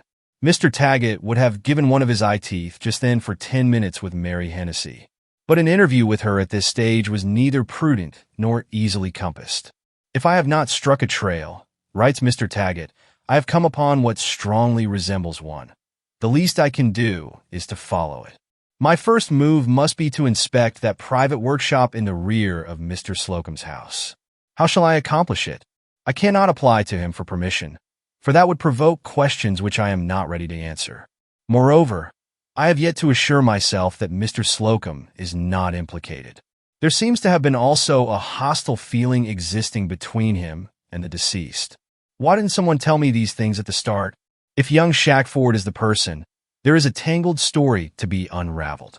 MEM. Young Shackford is Miss Slocum's lover." Mr. Slocum read this passage twice without drawing breath, and then laid down the book an instant to wipe the sudden perspiration from his forehead. In the note which followed, Mr. Taggett described the difficulty he met with in procuring a key to fit the wall door at the rear of the marble yard, and gave an account of his failure to effect an entrance into the studio. He had hoped to find a window unfastened, but the window, as well as the door opening upon the veranda, was locked, and in the midst of his operations, which were conducted at noontime, the approach of a servant had obliged him to retreat. Forced to lay aside, at least temporarily, his designs on the workshop, he turned his attention to Richard's lodgings in Lime Street. Here Mr. Taggett was more successful. On the pretext that he had been sent for certain drawings which were to be found on the table or in a writing desk, he was permitted by Mrs. Spooner to ascend to the bedroom, where she obligingly insisted on helping him search for the apocryphal plans, and seriously interfered with his purpose, which was to find the key of the studio. While Mr. Taggett was turning over the pages of a large dictionary in order to gain time, and was wondering how he could rid himself of the old lady's importunities, he came upon a half-folded note sheet, at the bottom of which his eye caught the name of Lemuel Shackford. It was in the handwriting of the dead man. Mr. Taggett was very familiar with that handwriting. He secured the paper at a venture, and put it in his pocket without examination. A few minutes later, it being impossible to prolong the pretended quest for the drawings, Mr. Taggett was obliged to follow Mrs. Spooner from the apartment. As he did so, he noticed a bright object lying on the corner of the mantel shelf, a small nickel-plated key. In order to take it, he had only to reach out his hand in passing. It was, as Mr. Taggett had instantly surmised, the key of Richard's workshop. If it had been gold instead of brass or iron, that bit of metal would have taken no additional value in Mr. Taggett's eyes. On leaving Mrs. Spooner's, he held it tightly clasped in his fingers until he reached an unfrequented street, where he halted a moment in the shadow of a building to inspect the paper, which he had half forgotten in his satisfaction at having obtained the key. A stifled cry rose to Mr. Taggett's lips as he glanced over the crumpled note sheet. It contained 3 lines, hastily scrawled in lead pencil, requesting Richard Shackford to call at the house in Welch's Court at 8 o'clock on a certain Tuesday night. The note had been written, as the date showed, on the day preceding the Tuesday night in question, the night of the murder. For a second or two, Mr. Taggett stood paralyzed. 10 minutes afterwards, a message in cipher was pulsing along the wires to New York, and before the sun went down that evening, Richard Shackford was under the surveillance of the police. The doubtful, unknown ground upon which Mr. Taggett had been floundering was now firm under his feet. Unexpected ground, but solid. Meeting Mary Hennessy in the street, on his way to the Marble Yard, Mr. Taggett no longer hesitated to accost her and question her as to the story she had told William Durgin. The girl's story was undoubtedly true, and as a piece of circumstantial evidence was only less important than the elder Shackford's note. The two cousins had been for years on the worst of terms. At every step, Mr. Taggett had found corroboration of Wollaston's statement to that effect. "Where were Coroner Whidden's eyes and ears?" wrote Mr. Taggett. The words were dashed down impatiently on the page, as if he had sworn a little internally while writing them. "When he conducted that inquest, in all my experience there was never a thing so stupidly managed." A thorough and immediate examination of Richard Shackford's private workshop was now so imperative that Mr. Taggett resolved to make it, even if he had to do so under the authority of a search warrant. But he desired as yet to avoid publicity.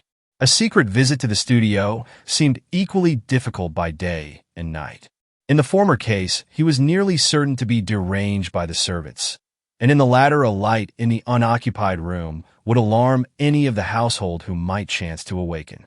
From the watchman, no danger was to be apprehended, as the windows of the extension were not visible from the street. Mr. Taggett finally decided on the night as the more propitious time for his attempt, a decision which his success justified. A brilliant moon favored the indoor part of the enterprise, though it exposed him to observation in his approach from the Marble Yard to the veranda. With the dense moonlight streaming outside against the window shades, he could safely have used a candle in the studio instead of the screen lantern which he had provided. Mr. Taggett passed 3 hours in the workshop, the last hour in waiting for the moon to go down. Then he stole through the Marble Yard into the silent street and hurried home, carrying 2 small articles concealed under his blouse. The first was a chisel with a triangular piece broken out of the center of the bevel, and the other was a box of safety matches. The peculiarity of this box of matches was that just 1 match had been used from it. Mr. Taggett's work was done. The last 7 pages of the diary were devoted to a review of the case, every detail of which was held up in various lights and examined with the conscientious pains of a lapidary deciding on the value of a rare stone. The concluding entries ran as follow. Tuesday night. Here the case passes into other hands. I have been fortunate rather than skillful in unmasking the chief actor in one of the most singular crimes that ever came under my investigation. By destroying 3 objects, very easily destroyed, Richard Shackford would have put himself beyond the dream of suspicion. He neglected to remove these dumb witnesses, and now the dumb witnesses speak. If it could be shown that he was 100 miles from Stillwater at the time of the murder, instead of in the village, as he was, he must still be held, in the face of the proofs against him, accessory to the deed.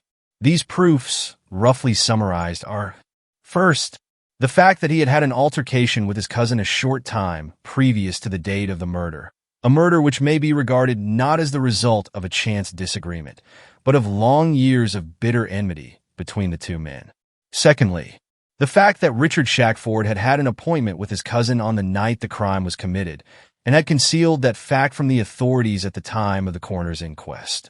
Thirdly, that the broken chisel found in the private workshop of the accused explains the peculiar shape of the wound which caused Lemuel Shackford's death, and corresponds in every particular with the plaster impression taken of that wound.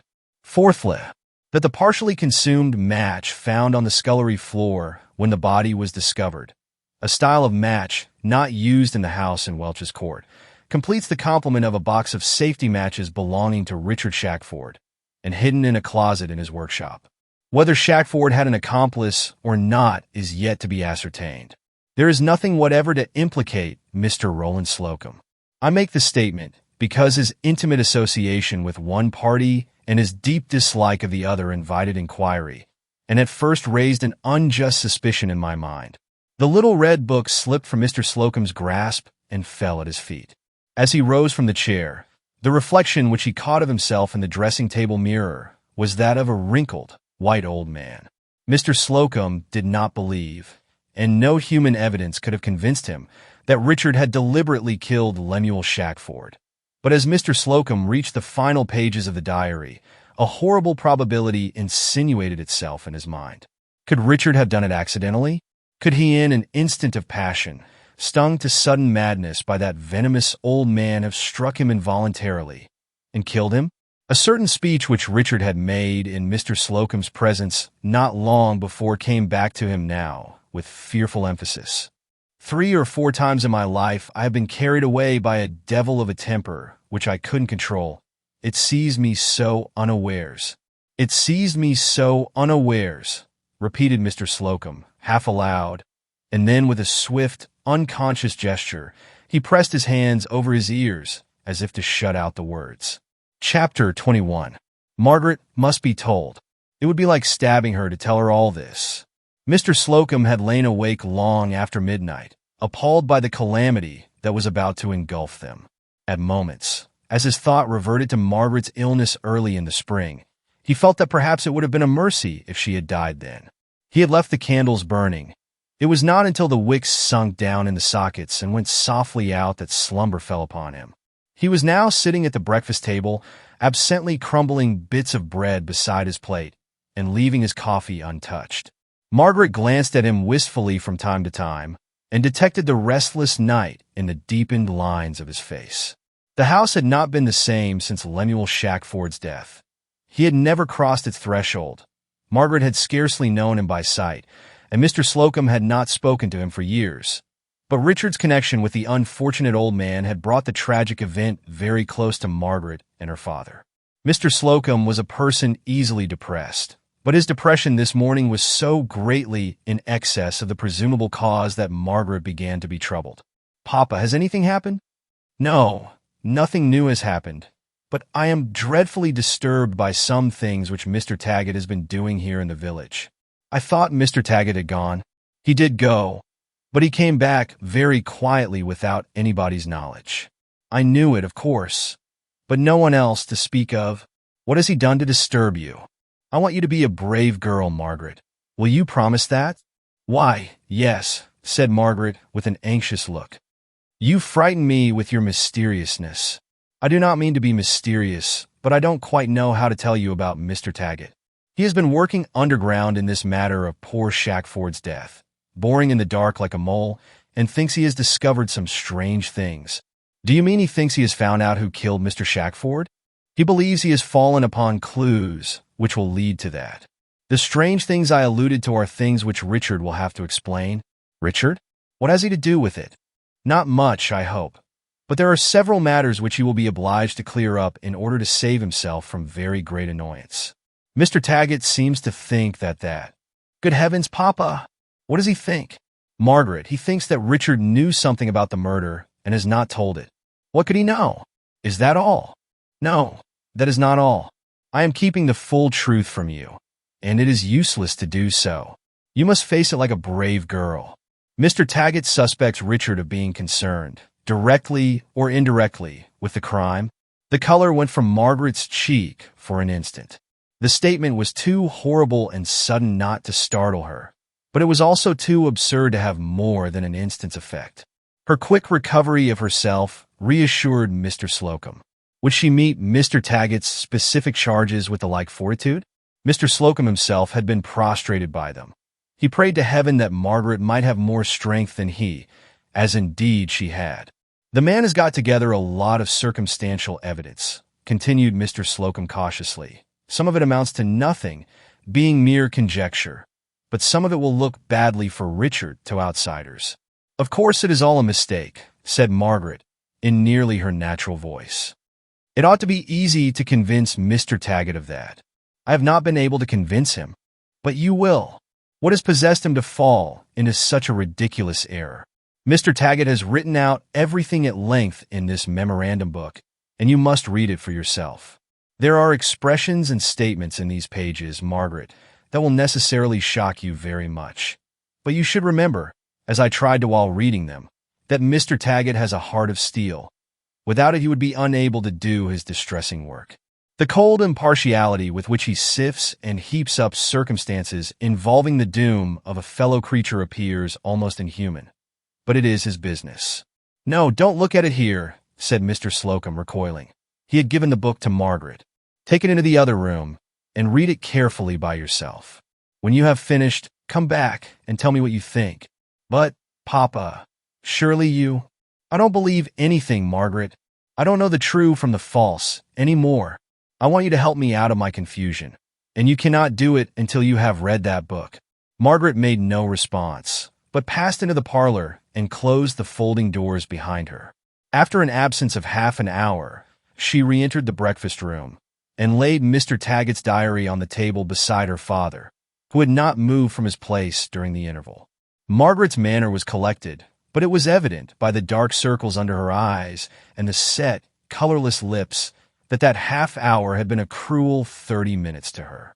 In Margaret's self-possession, Mr. Slocum recognized, not for the first time, the cropping out of an ancestral trait which had somehow managed to avoid him in its wayward descent. Well, he questioned, looking earnestly at Margaret and catching a kind of comfort from her confident bearing. It is Mr. Taggett's trade to find somebody guilty, said Margaret, and he has been very ingenious and very merciless. He was plainly at his wits' ends to sustain his reputation, and would not have hesitated to sacrifice any one rather than wholly fail. But you have been crying, Margaret. How could I see Richard dragged down in the dust in this fashion, and not be mortified and indignant? You don't believe anything at all of this? Do you? Asked Margaret, looking through and through him. I confess I am troubled. If you doubt Richard for a second, said Margaret, with a slight quiver of her lip, that will be the bitterest part of it to me. I don't give any more credit to Mr. Taggett's general charges than you do, Margaret, but I understand their gravity better. A perfectly guiltless man, one able with a single word to establish his innocence, is necessarily crushed at first by an accusation of this kind. Now, can Richard set these matters right with a single word? I am afraid he has a world of difficulty before him. When he returns, he will explain everything. How can you question it? I do not wish to. But there are two things in Mr. Taggett's story which stagger me. The motive for the destruction of Shackford's papers. That's not plain. The box of matches is a puerility unworthy of a clever man like Mr. Taggett. And as to the chisel he found, why, there are 100 broken chisels in the village, and probably a score of them broken in precisely the same manner. But Margaret, did Richard ever breathe a word to you of that quarrel with his cousin?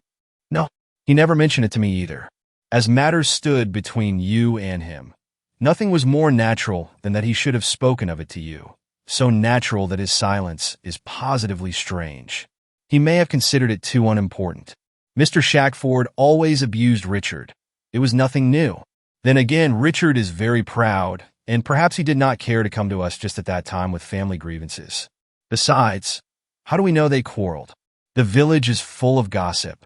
I am certain there was a quarrel. It was only necessary for those two to meet to ensure that. I distinctly remember the forenoon when Richard went to Welch's court. It was the day he discharged Torrini. A little cloud passed over Margaret's countenance. They undoubtedly had angry words together, continued Mr. Slocum, and we are forced to accept the Hennessy girl's statement. The reason you suggest for Richard's not saying anything on the subject may suffice for us, but it will scarcely satisfy disinterested persons, and doesn't at all cover another circumstance which must be taken in the same connection. What circumstance? His silence in regard to Lemuel Shackford's note, a note written the day before the murder, and making an appointment for the very night of it. The girl looked steadily at her father. "Margaret!" exclaimed Mr. Slocum, his face illuminated with a flickering hope as he met her untroubled gaze. "Did Richard tell you?" "No," replied Margaret. "Then he told no one," said Mr. Slocum, with the light fading out of his features again. It was madness in him to conceal the fact.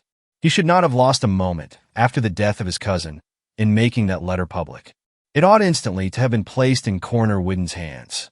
Richard's action is inconceivable, and less. "Do not say it," cried Margaret. "I should never forgive you." In recapitulating the points of Mr. Taggett's accusation, Mr. Slocum had treated most of them as trivial, but he had not been sincere. He knew that that broken chisel had no duplicate in Stillwater, and that the finding of it in Richard's closet was a black fact.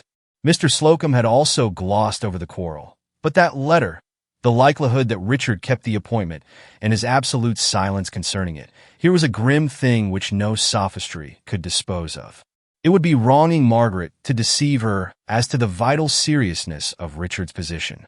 Why did he hide it? Mr. Slocum persisted. I do not see that he really hid it, Papa. He shut the note in a book lying openly on the table, a dictionary, to which anyone in the household was likely to go. You think Mr. Taggett a person of great acuteness. He is a very intelligent person, Margaret. He appears to me very short-sighted. If Richard were the dreadful man Mr. Taggett supposes, that paper would have been burnt and not left for the first comber to pick up. I scorn myself for stooping to the suggestion.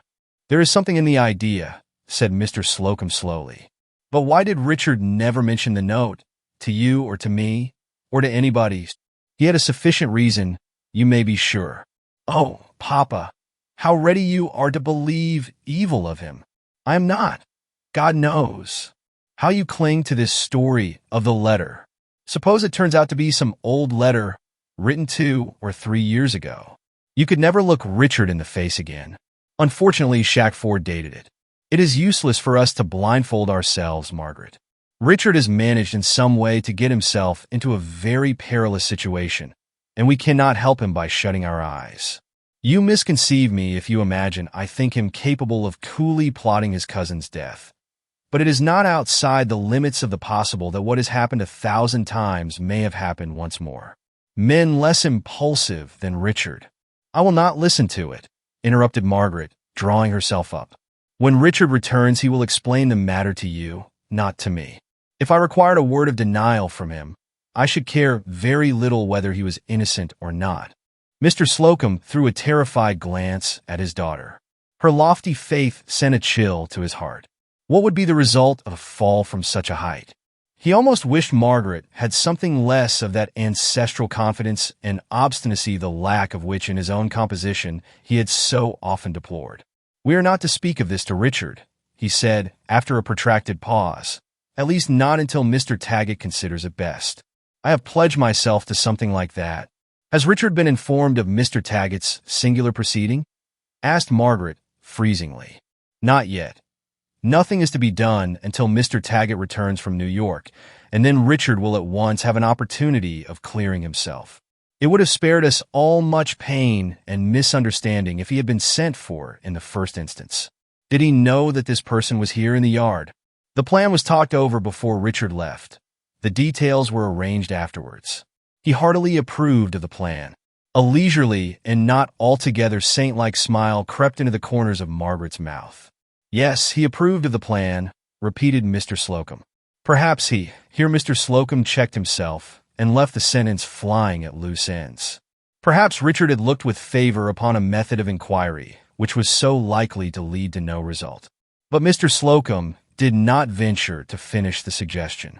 He had never seen Margaret so imperious and intractable. It was impossible to reason or to talk frankly with her. He remained silent, sitting with one arm thrown dejectedly across the back of the chair. Presently his abject attitude and expression began to touch Margaret. There was something that appealed to her in the thin gray hair fallowing over his forehead.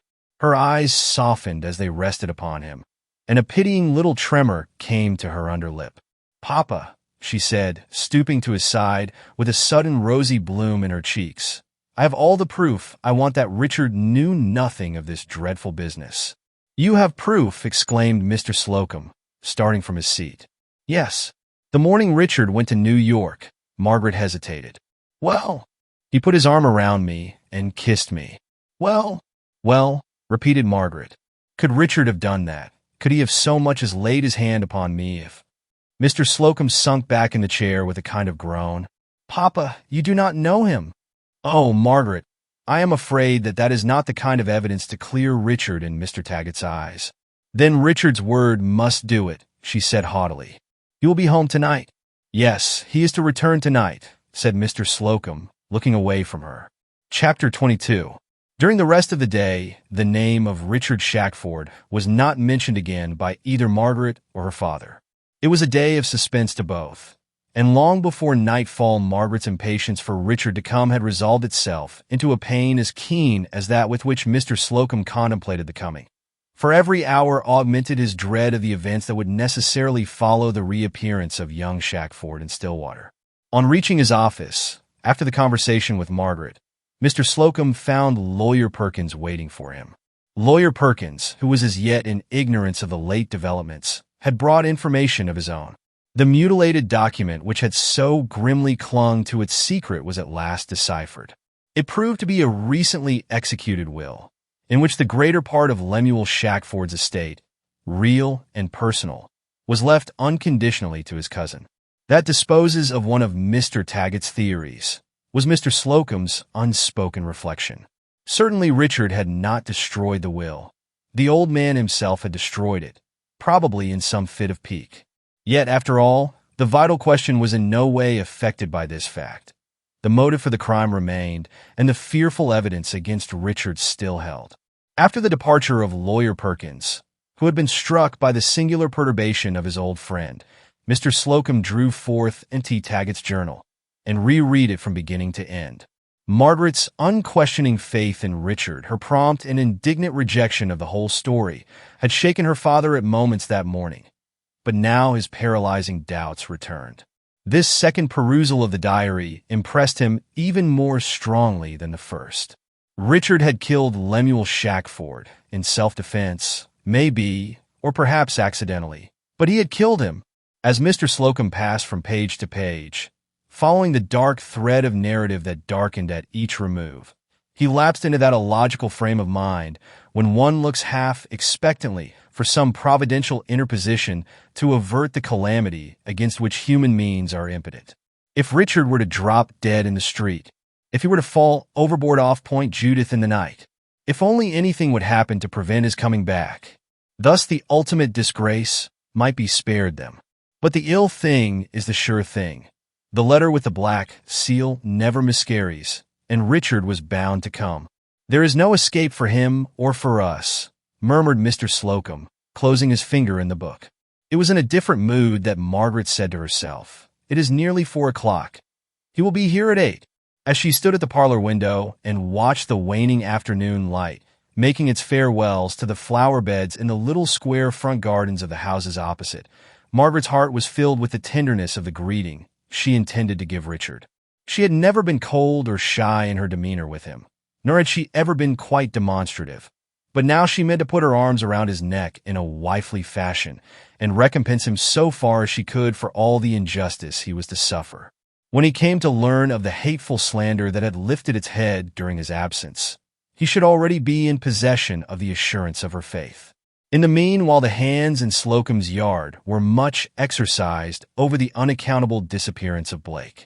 Stevens reported the matter to Mr. Slocum. "Ah, yes," said Mr. Slocum, who had not provided himself with an explanation and was puzzled to improvise one. "I discharged him, that is to say, I let him go. I forgot to mention it. He didn't take to the trade, but he showed a good fist for a beginner," said Stevens.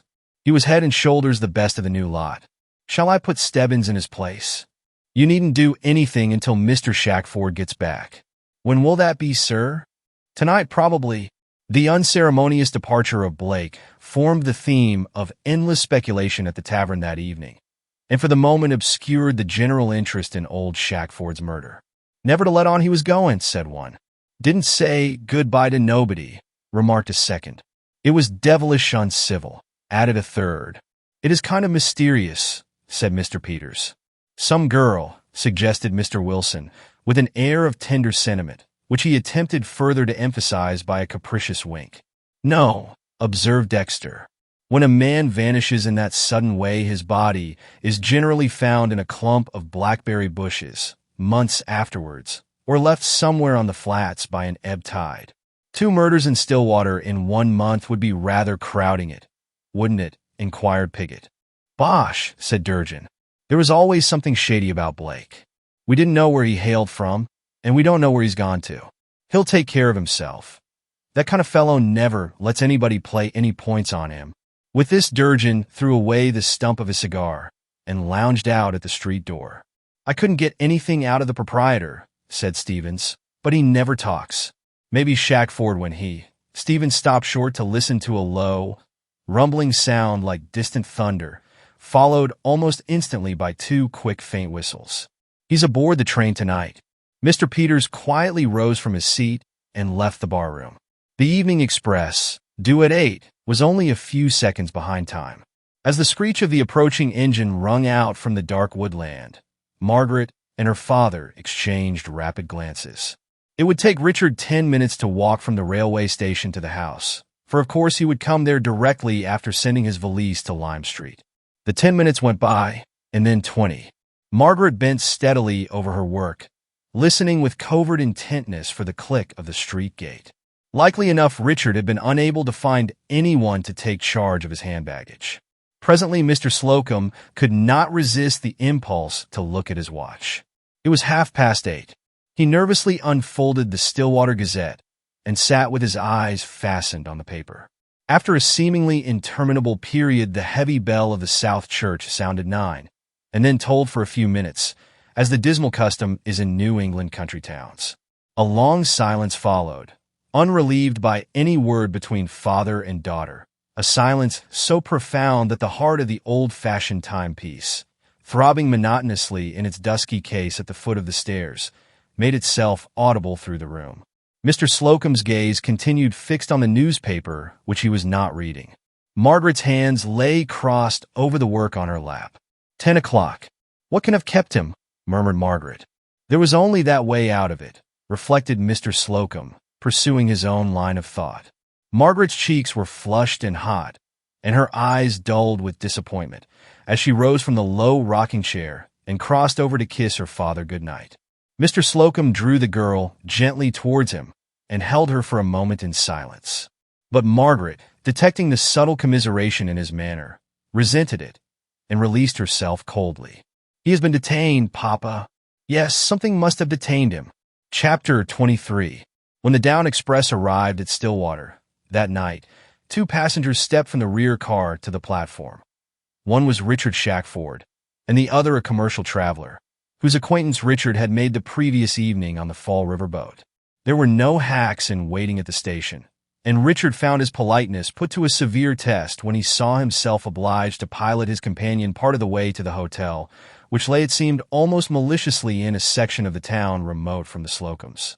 Curbing his impatience, Richard led the stranger through several crooked, unlighted streets, and finally left him at the corner of the main thoroughfare, within pistol shot of the red glass lantern which hung over the door of the tavern. This cost Richard 10 good minutes. As he hurriedly turned into a cross street on the left, he fancied that he heard his name called several times from somewhere in the darkness. A man came running towards him. It was Mr. Peters. "Can I say a word to you, Mr. Shackford? If it isn't a long one. I am rather pressed. It is about Torrey, sir." "What of him?" "He's mighty bad, sir." "Oh, I can't stop to hear that." And Richard quickened his pace. "The doctor took off his hand last Wednesday," said Peters, keeping alongside, "and he's been getting worse and worse." Richard halted. "Took off his hand? Didn't you know he was caught in the rolling machine at Dana's?" "Well, it was after you went away. This is the first I've heard of it." "It was hard lines for him, sir, with the woman and the 2 children, and nothing to eat in the house. The boys in the yard have done what they could, but with the things from the drugstore, and so on, we couldn't hold up our end. Mr. Dana paid the doctor's bill, but if it hadn't been for Miss Slocum, I don't know what would have happened. I thought maybe if I spoke to you, and told you how it was—" "Did Torrey send you?" "Lord, no. He's too proud to send to anybody. He's been so proud since they took off his hand that there has been no doing anything with him. If they was to take off his leg, he would turn into one mass of pride. No, Mr. Shackford, I came of myself. Where does Torrey live now?" "In Mitchell's Alley." "I will go along with you," said Richard with a dogged air.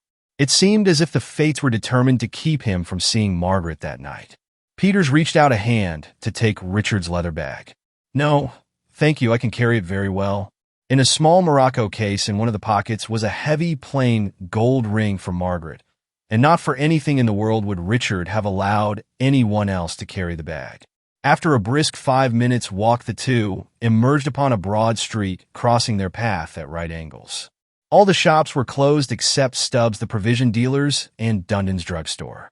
In the window of the apothecary, a great purple jar, with a spray of gas jets behind it, was flaring on the darkness like a Bengal light. Richard stopped at the provision store and made some purchases. A little further on he halted at a fruit stand, kept by an old crone, who had supplemented the feeble flicker of the corner street lamp with a pitch pine torch which cast a yellow bloom over her apples and turned them all into oranges. She had real oranges, however, and Richard selected half a dozen, with a confused idea of providing the little Italians with some national fruit, though both children had been born in Stillwater. Then the pair resumed their way, Peters acting as pioneer. They soon passed beyond the region of sidewalks and curbstones, and began picking their steps through a narrow, humid lane, where the water lay in slimy pools, and the tenement houses on each side blotted out the faint starlight. The night was sultry, and door and casement stood wide, making pits of darkness.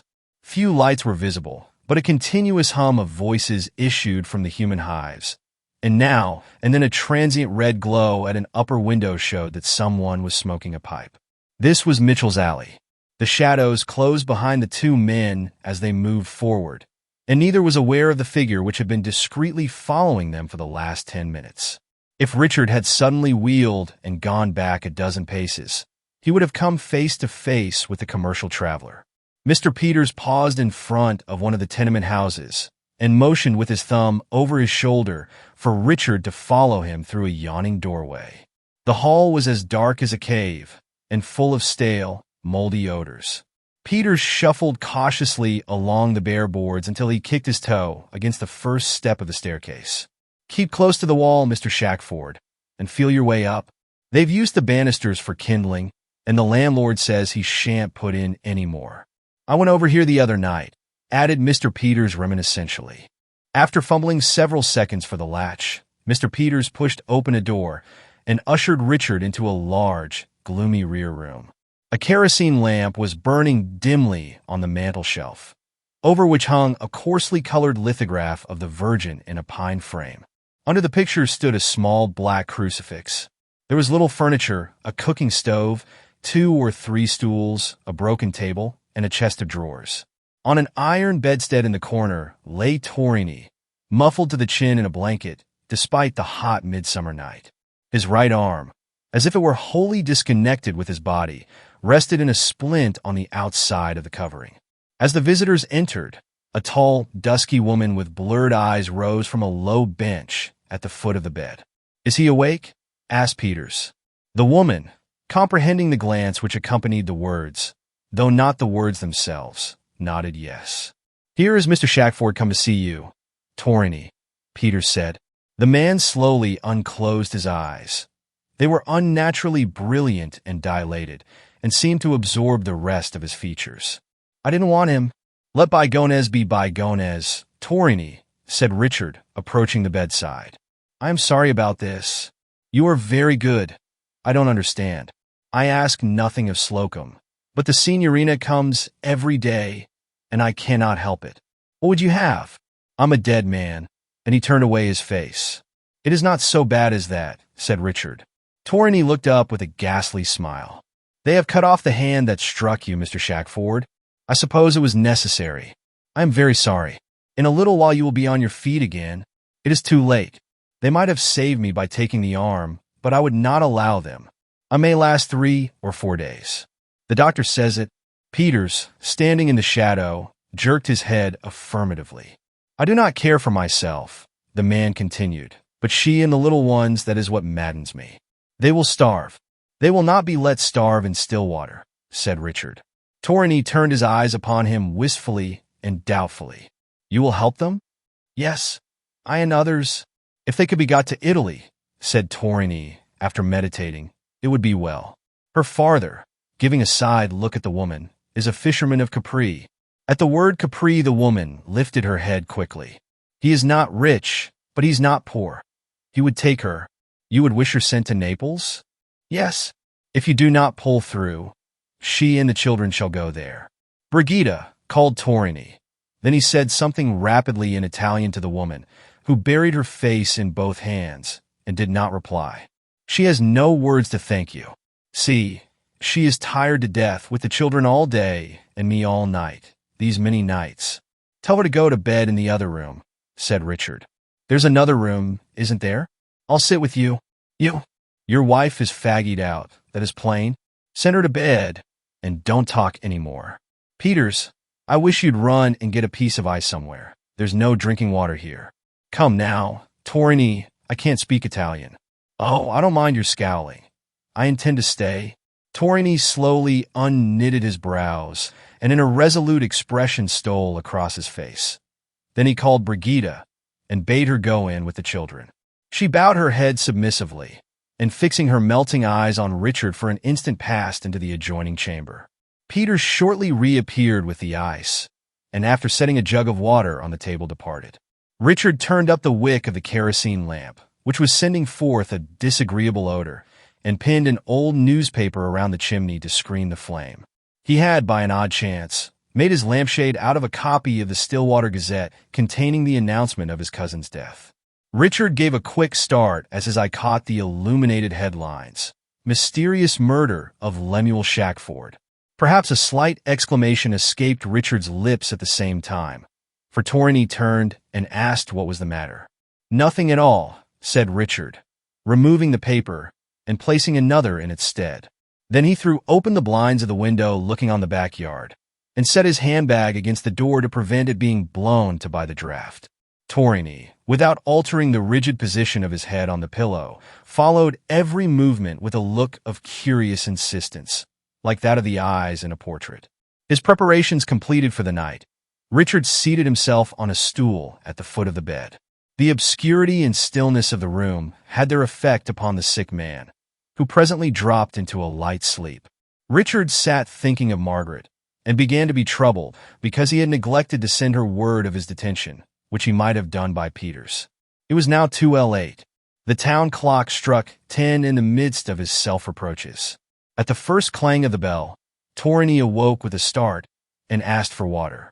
If anybody comes, he said, glancing in a bewildered, anxious way at the shadows huddled about the door, you are not to leave me alone with him. Him? Whom? Are you expecting anyone? No, but who knows? One might come. Then, you are not to go. You are not to leave me for a second. I've no thought of it, replied Richard. You may rest easy.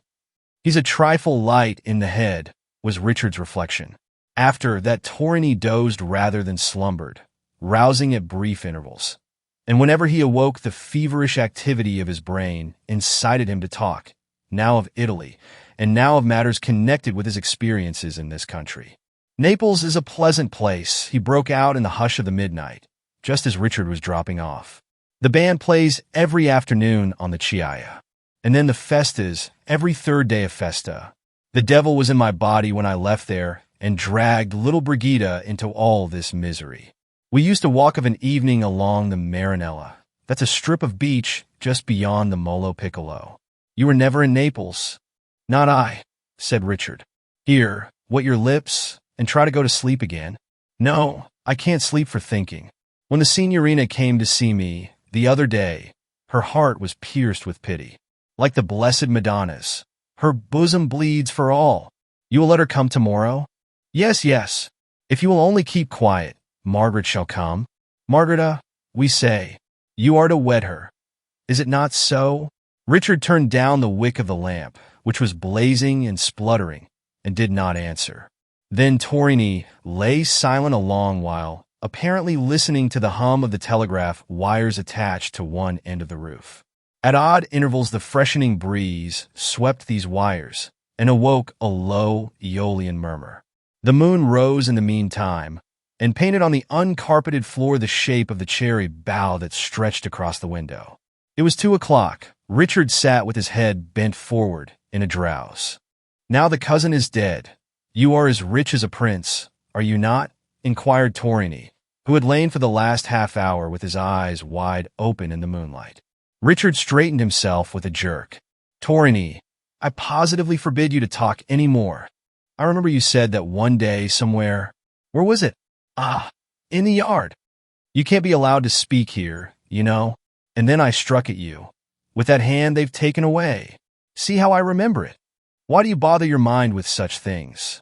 Think of just nothing at all, and rest. Perhaps a wet cloth on your forehead will refresh you. I wish you had a little of my genius for not keeping awake. You are tired, you? I have had 2 broken nights, traveling, and I give you no peace? Well, no, returned Richard bluntly, hoping the admission would induce Torrini to tranquilize himself. You don't give me much. Has anyone been here? Demanded Torrini abruptly. Not a soul. Good heaven, man. Do you know what time it is? I know. It's very late. I ought to keep quiet. But the devil, with this fever in my brain.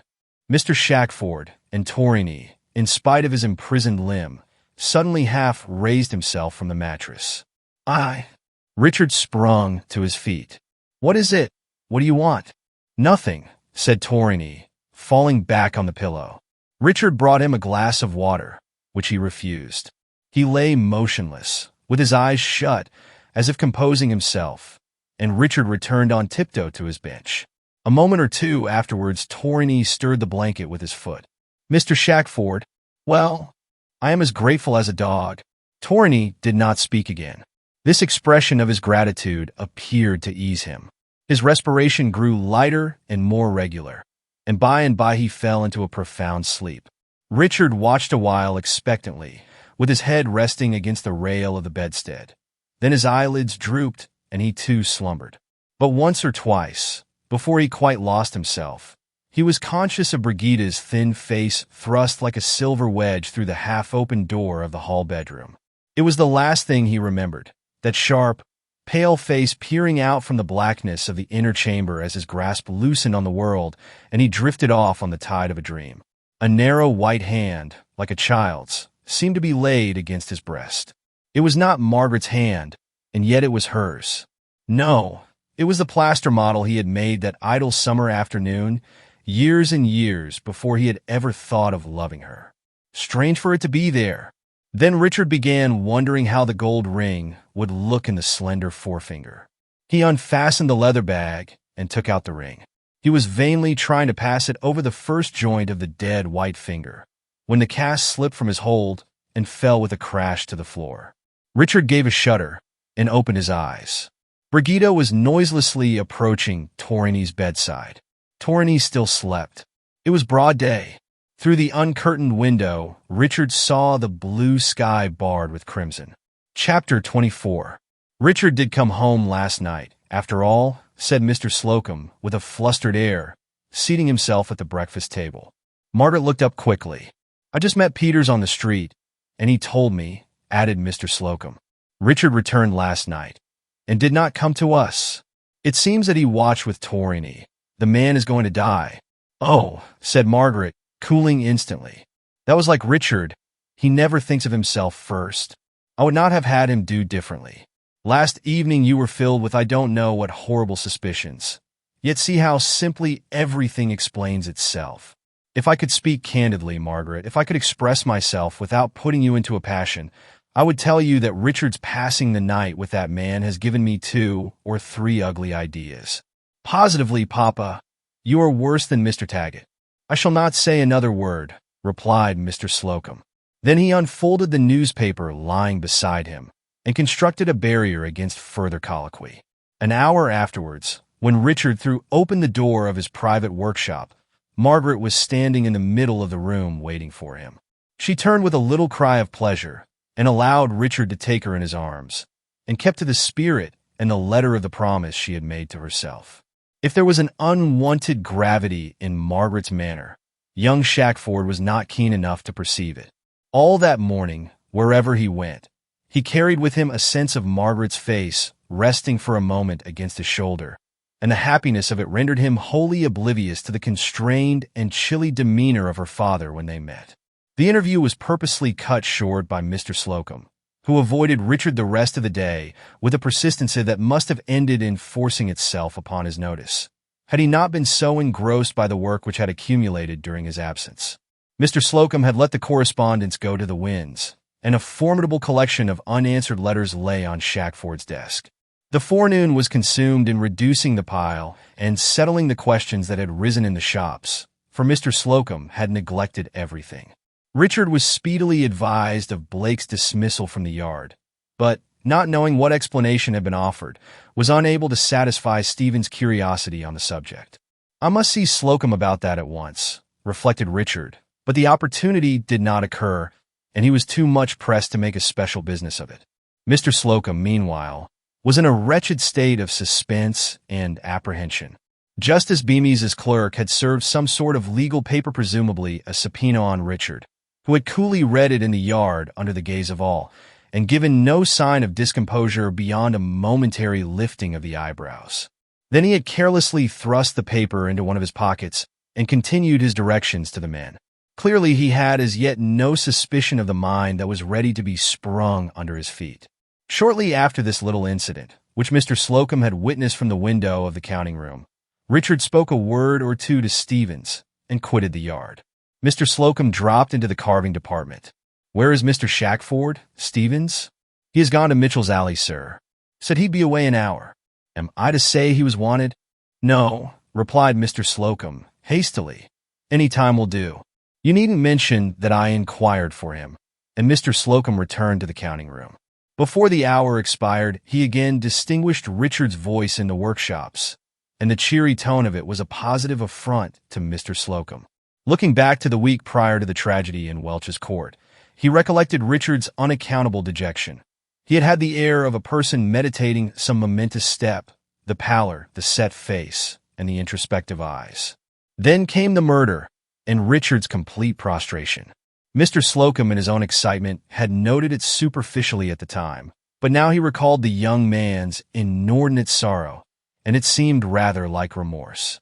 Was his present immobile serenity the natural expression of a man whose heart had suddenly ossified and was no longer capable of throbbing with its guilt? Richard Shackford was rapidly becoming an awful problem to Mr. Slocum. Since the death of his cousin, Richard had not been so much like his former self. He appeared to have taken up his cheerfulness at the point where he had dropped it 3 weeks before. If there were any weight resting on his mind, he bore it lightly, with a kind of careless defiance. In his visit that forenoon to Mitchell's Alley, he had arranged for Mrs. Morganson, his cousin's old housekeeper, to watch with Torrini the ensuing night. This left Richard at liberty to spend the evening with Margaret and finish his correspondence. Directly after tea, he repaired to the studio and, lighting the German student lamp, fell to work on the letters. Margaret came in shortly with a magazine and seated herself near the round table at which he was writing. She had dreaded this evening. It could scarcely pass without some mention of Mr. Taggett, and she had resolved not to speak of him. If Richard questioned her, it would be very distressing. How could she tell Richard that Mr. Taggett accused him of the murder of his cousin, and that her own father half believed the accusation? No, she could never acknowledge that. For nearly an hour the silence of the room was interrupted only by the scratching of Richard's pen and the rustling of the magazine as Margaret turned the leaf. "Now," and then he looked up and caught her eye, and smiled, and went on with his task. It was a veritable return of the old times. Margaret became absorbed in the story she was reading and forgot her uneasiness. Her left hand rested on the pile of answered letters, to which Richard added one at intervals, she mechanically lifting her palm and replacing it on the fresh manuscript. Presently Richard observed this movement, and smiled in secret at the slim, white hand unconsciously making a paper weight of itself. He regarded it covertly for a moment, and then his disastrous dream occurred to him. There should be no mistake this time. He drew the small morocco case from his pocket, and leaning across the table slipped the ring on Margaret's finger. Margaret gave a bewildered start, and then seeing what Richard had done held out her hand to him with a gracious, impetuous little gesture. "I meant to give it you this morning," he said, pressing his lip to the ring, but the daylight did not seem fine enough for it. "I thought you had forgotten," said Margaret, slowly turning the band on her finger. "The first thing I did in New York was to go to a jeweler's for this ring, and since then I have guarded it day and night as dragonishly as if it had been the Kohinoor diamond, or some inestimable gem which hundreds of envious persons were lying in wait to wrest from me. Walking the streets with this trinket in my possession, I have actually had a sense of personal insecurity. I seemed to invite general assault. That was being very sentimental, was it not? Yes, perhaps. That small piece of gold meant so much to me. And to me," said Margaret. "Have you finished your letters?" "Not yet. I shall be through in 10 minutes, and then we'll have the evening to ourselves." Richard hurriedly resumed his writing, and Margaret turned to her novel again. But the interest had faded out of it. The figures had grown threadbare and indistinct, like the figures in a piece of old tapestry, and after a moment or two the magazine glided with an unnoticed flutter into the girl's lap. She sat absently twirling the gold loop on her finger. Richard added the address to the final envelope, dried it with the blotter, and abruptly shut down the lid of the inkstand with an air of as great satisfaction as if he had been the fisherman in the Arabian story corking up the wicked Afrite. With his fingers still pressing the leaden cover, as though he were afraid the imp of toil would get out again, he was suddenly impressed by the fact that he had seen very little of Mr. Slocum that day. "I have hardly spoken to him," he reflected. "Where is your father tonight?" "He has a headache," said Margaret. "He went to his room immediately after supper. It is nothing serious, of course." "I fancy not. Papa is easily excited, and he had had a great deal to trouble him lately, the strike and all that. I wonder if Mr. Taggett has been bothering him." "I dare say Mr. Taggett has bothered him. You knew of his being in the yard?" "Not while he was here. Papa told me yesterday. I think Mr. Taggett was scarcely the person to render much assistance." "Then he has found nothing whatever?" "Nothing important." "But anything?" "Trifles are of importance in a matter like this. Your father never wrote me a word about Taggett. Mr. Taggett has made a failure of it.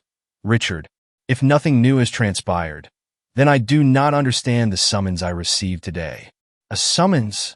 "Of the paper somewhere." "No, it is in the pocket of my other coat.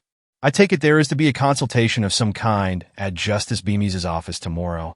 "I am very glad," said Margaret, with her face brightening. Tomorrow would lift the cloud which had spread itself over them all, and was pressing down so heavily on one unconscious head. Tomorrow Richard's innocence should shine forth and confound Mr. Taggett. A vague bitterness rose in Margaret's heart as she thought of her father. "Let us talk of something else," she said, brusquely breaking her pause. "Let us talk of something pleasant." "Of ourselves, then," suggested Richard, banishing the shadow which had gathered in his eyes at his first mention of Mr. Taggett's name. "Of ourselves," repeated Margaret gaily. "Then you must give me your hand," stipulated Richard, drawing his chair closer to hers. "There," said Margaret. While this was passing, Mr. Slocum, in the solitude of his chamber, was vainly attempting to solve the question whether he had not disregarded all the dictates of duty and common sense in allowing Margaret to spend the evening alone with Richard Shackford. Mr. Slocum saw one thing with painful distinctness that he could not help himself. Chapter 25. The next morning Mr. Slocum did not make his appearance in the marble yard. His half-simulated indisposition of the previous night had turned into a genuine headache, of which he perhaps willingly availed himself to remain in his room, for he had no desire to see Richard Shackford that day. It was an hour before noon. Up to that moment Richard had been engaged in reading and replying to the letters received by the morning's mail, a duty which usually fell to Mr. Slocum. As Richard stepped from the office into the yard, a small boy thrust a note into his hand, and then stood off a short distance, tranquilly boring with one toe in the loose gravel, and apparently waiting for an answer. Shackford hastily ran his eye over the paper, and turning towards the boy said, a little impatiently, "Tell him I will come at once." There was another person in Stillwater that forenoon whose agitation was scarcely less than Mr. Slocum's, though it greatly differed from it in quality. Mr. Slocum was alive to his fingertips with dismay. Lawyer Perkins was boiling over with indignation. It was a complex indignation, in which astonishment and incredulity were nicely blended with a cordial detestation of Mr. Taggett and vague promptings to inflict some physical injury on Justice Bemis. That he, Melanchthon Perkins, the confidential legal advisor and personal friend of the late Lemuel Shackford, should have been kept for 2 weeks in profound ignorance of proceedings so nearly touching his lamented client. The explosion of the old lawyer's wrath was so unexpected that Justice Bemis, who had dropped in to make the disclosures and talk the matter over informally, clutched at his broad-brimmed Panama hat and precipitately retreated from the office.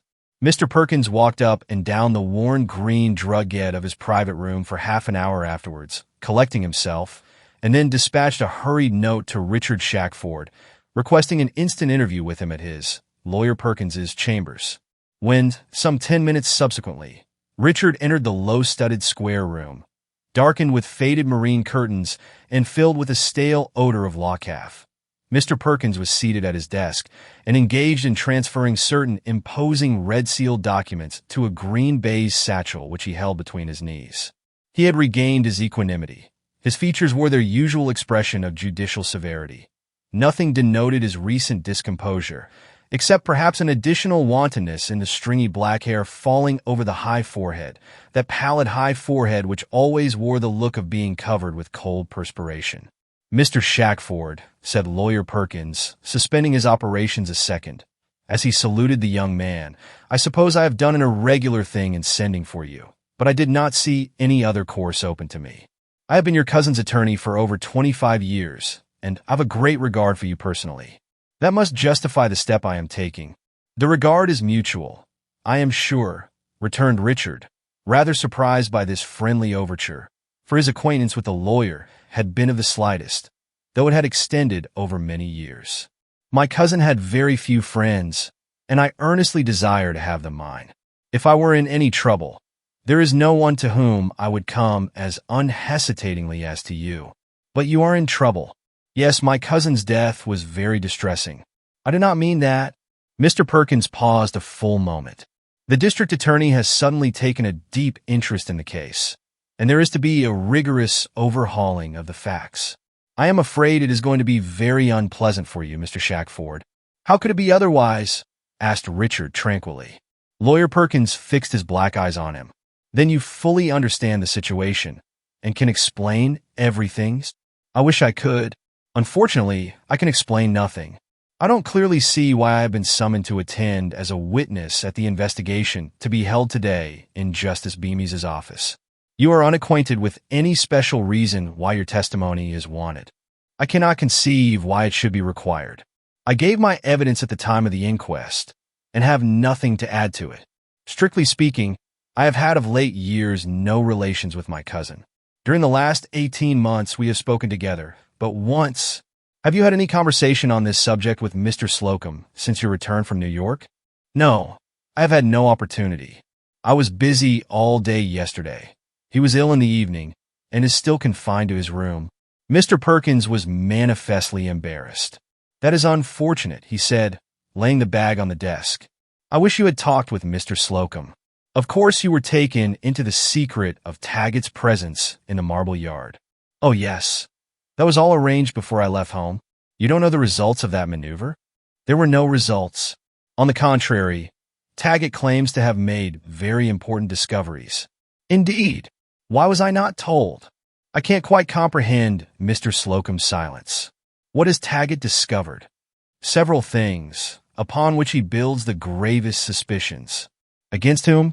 "Against you." "Against me?" cried Richard, recoiling. The action was one altogether of natural amazement, and convinced Mr. Perkins, who had keenly watched the effect of his announcement, that young Shackford was being very hardly used. Justice Bemis had given Mr. Perkins only a brief outline of the facts, and had barely touched on details when the old lawyer's anger had put an end to the conversation. His disgust at having been left out in the cold, though he was in no professional way concerned in the task of discovering the murderer of Lemuel Shackford, had caused Lawyer Perkins instantly to repudiate Mr. Taggett's action. "Taggett is a low, intriguing fellow," he had said to Justice Bemis. "Taggett is a fraud." Young Shackford's ingenuous manner now confirmed Mr. Perkins in that belief. Richard recovered himself in a second or two. "Why did not Mr. Slocum mention these suspicions to me?" he demanded. "Perhaps he found it difficult to do so." "Why should he find it difficult? Suppose he believed them." "But he could not believe them, whatever they are." "Well then, suppose he was not at liberty to speak." "It seems that you are, Mr. Perkins, and you owe it to me to be explicit. What does Taggett suspect?" Lawyer Perkins brooded a while before replying. His practice was of a miscellaneous sort, confined in the main to what is technically termed office practice.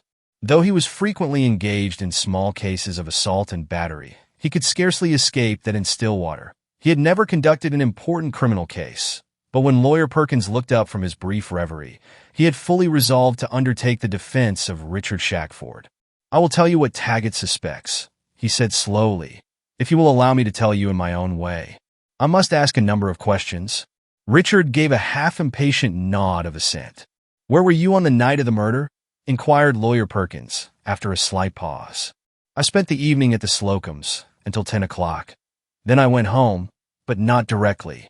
It was moonlight, and I walked about perhaps for an hour." "Did you meet anyone?" "Not that I recollect. I walked out of town on the turnpike."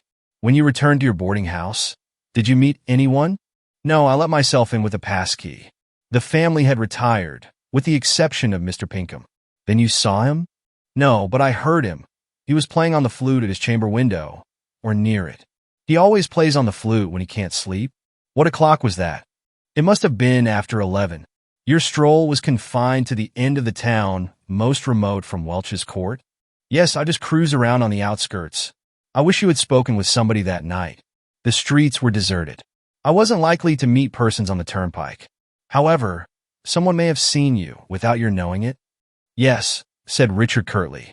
He was growing restive under these interrogations, the drift of which was plain enough to be disagreeable. Moreover, Mr. Perkins had insensibly assumed the tone and air of a counsel cross-examining a witness on the other side. This nocturnal cruise, whose direction and duration were known only to young Shackford, struck Lawyer Perkins unpleasantly.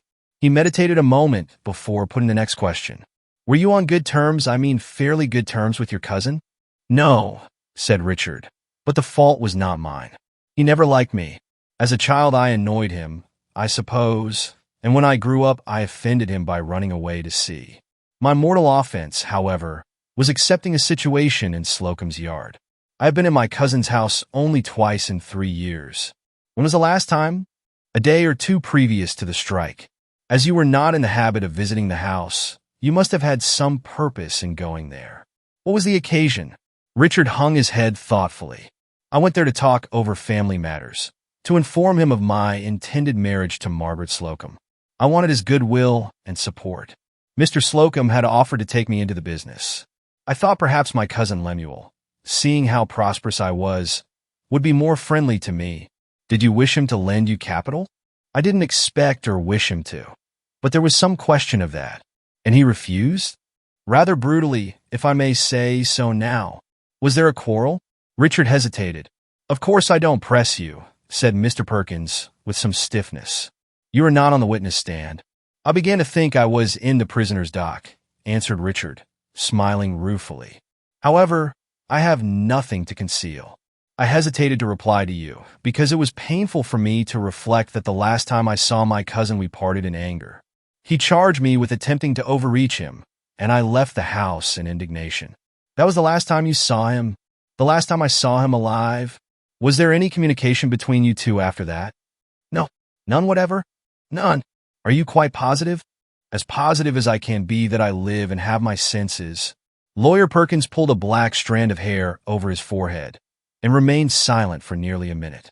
"Mr. Shackford, are you sure that your cousin did not write a note to you on the Monday preceding the night of his death?" "He may have written a dozen, for all I know. I only know that I never received a note or a letter from him in the whole course of my life." "Then how do you account for the letter which has been found in your rooms in Lime Street, a letter addressed to you by Lemuel Shackford, and requesting you to call at his house on that fatal Tuesday night?" "I know nothing about it," stammered Richard. "There is no such paper." "It was in this office less than 1 hour ago," said Lawyer Perkins sternly. "It was brought here for me to identify Lemuel Shackford's handwriting. Justice Bemis has that paper." "Justice Bemis has it," exclaimed Richard. "I have nothing more to say," observed Lawyer Perkins, reaching out his hand towards the green bag, as a sign that the interview was ended. "There were other points I wished to have some light thrown on, but I have gone far enough to see that it is useless." "What more is there?" demanded Richard in a voice that seemed to come through a fog. "I insist on knowing. You suspect me of my cousin's murder?" "Mr. Taggett does." "And you?" "I am speaking of Mr. Taggett." "Well, go on, speak of him," said Richard desperately. "What else has he discovered?" Mr. Perkins wheeled his chair round until he faced the young man. "He has discovered in your workshop a chisel with a peculiar break in the edge, a deep notch in the middle of the bevel. With that chisel Lemuel Shackford was killed." Richard gave a perceptible start and put his hand to his head, as if a sudden confused memory had set the temples throbbing. "A full box of safety matches," continued Mr. Perkins in a cold, measured voice, as though he were demonstrating a mathematical problem, "contains 100 matches. Mr. Taggett has discovered a box that contains only 99. The missing match was used that night in Welch's court." Richard stared at him blankly. "What can I say?" he gasped. "Say nothing to me," returned Lawyer Perkins, hastily thrusting a handful of loose papers into the open throat of the green bag, which he garrotted an instant afterwards with a thick black cord. Then he rose flurriedly from the chair. "I shall have to leave you," he said. "I've an appointment at the Suggetts." And Lawyer Perkins passed stiffly from the apartment. Richard lingered a moment alone in the room with his chin resting on his breast. Chapter 26. There was a fire in Richard's temples as he reeled out of Lawyer Perkins's office. It was now 12 o'clock, and the streets were thronged with the motley population disgorged by the various mills and workshops. Richard felt that every eye was upon him. He was conscious of something wild in his aspect that must needs attract the attention of the passers-by. At each step he half expected the leveling of some accusing finger. The pitiless sunshine seemed to single him out and stream upon him like a calcium light. It was intolerable.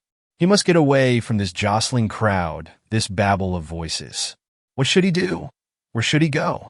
To return to the yard and face the workmen was not to be thought of. If he went to his lodgings, he would be called to dinner and have to listen to the inane prattle of the schoolmaster. That would be even more intolerable than this garish daylight and these careless squads of men and women who paused in the midst of their laugh to turn and stare. Was there no spot in Stillwater where a broken man could hide himself long enough to collect his senses? With his hands thrust convulsively into the pockets of his sack coat, Richard turned down a narrow passageway fringing the rear of some warehouses. As he hurried along aimlessly, his fingers encountered something in one of his pockets. It was the key of a new lock which had been put on the scullery door of the house in Welch's court. Richard's heart gave a quick throb. There at least was a temporary refuge. He would go there and wait until it was time for him to surrender himself to the officers. It appeared to Richard that he was nearly a year reaching the little backyard of the lonely house. He slipped into the scullery and locked the door, wondering if his movements had been observed since he quitted the main street. Here he drew a long breath and looked around him. Then he began wandering restlessly through the rooms, of which there were 5 or 6 on the ground floor. The furniture, the carpets, and all the sordid fixtures of the house were just as Richard had known them in his childhood. Everything was unchanged, even to the faded peacock feather stuck over the parlor looking-glass. As he regarded the familiar objects and breathed the snuffy atmosphere peculiar to the place, the past rose so vividly before him that he would scarcely have been startled if a lean, gray old man had suddenly appeared in one of the doorways. On a peg in the front hall hung his cousin's napless beaver hat, satirically ready to be put on. In the kitchen closet a pair of ancient shoes, worn down at the heel and with taps on the toe, had all the air of intending to step forth. The shoes had been carefully blacked, but a thin skin of mold had gathered over them. They looked like Lemuel Shackford. They had taken a position habitual with him. Richard was struck by the subtle irony which lay in these inanimate things. That a man's hat should outlast the man and have a jaunty expression of triumph. That a dead man's shoes should mimic him. The tall 8-day clock on the landing had run down.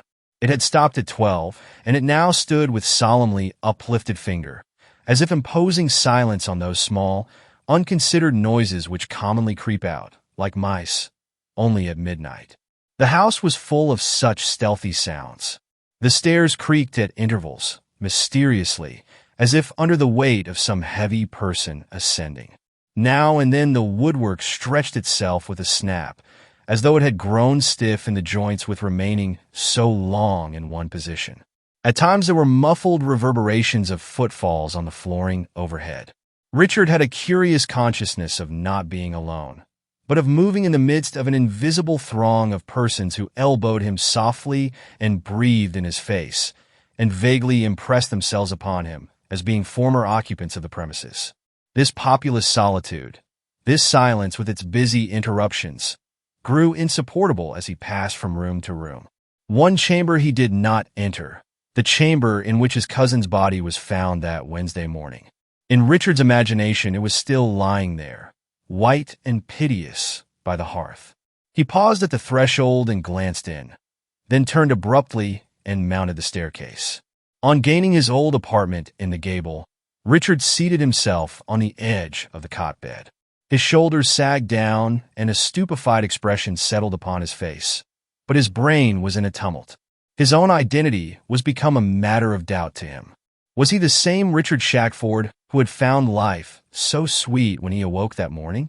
It must have been some other person who had sat by a window in the sunrise, thinking of Margaret Slocum's love, some Richard Shackford with unstained hands. This one was accused of murdering his kinsman. The weapon with which he had done it, the very match he had used to light him in the deed, were known. The victim himself had written out the accusation in black and white. Richard's brain reeled as he tried to fix his thought on Lemuel Shackford's letter. That letter, where had it been all this while? And how did it come into Taggett's possession? Only one thing was clear to Richard in his inextricable confusion. He was not going to be able to prove his innocence. He was a doomed man, and within the hour his shame would be published to the world. Roland Slocum and Lawyer Perkins had already condemned him, and Margaret would condemn him when she knew all. For it was evident that up to last evening she had not been told. How did it happen that these overwhelming proofs had rolled themselves up against him? What malign influences were these at work, hurrying him on to destruction and not leaving a single loophole of escape? Who would believe the story of his innocent ramble on the turnpike that Tuesday night? Who could doubt that he had gone directly from the Slocums to Welch's Court and then crept home red-handed through the deserted streets? Richard heard the steam whistles recalling the operatives to work and dimly understood it was 1 o'clock, but after that he paid no attention to the lapse of time. It was an hour later, perhaps 2 hours, Richard could not tell, when he roused himself from his stupor and descending the stairs passed through the kitchen into the scullery.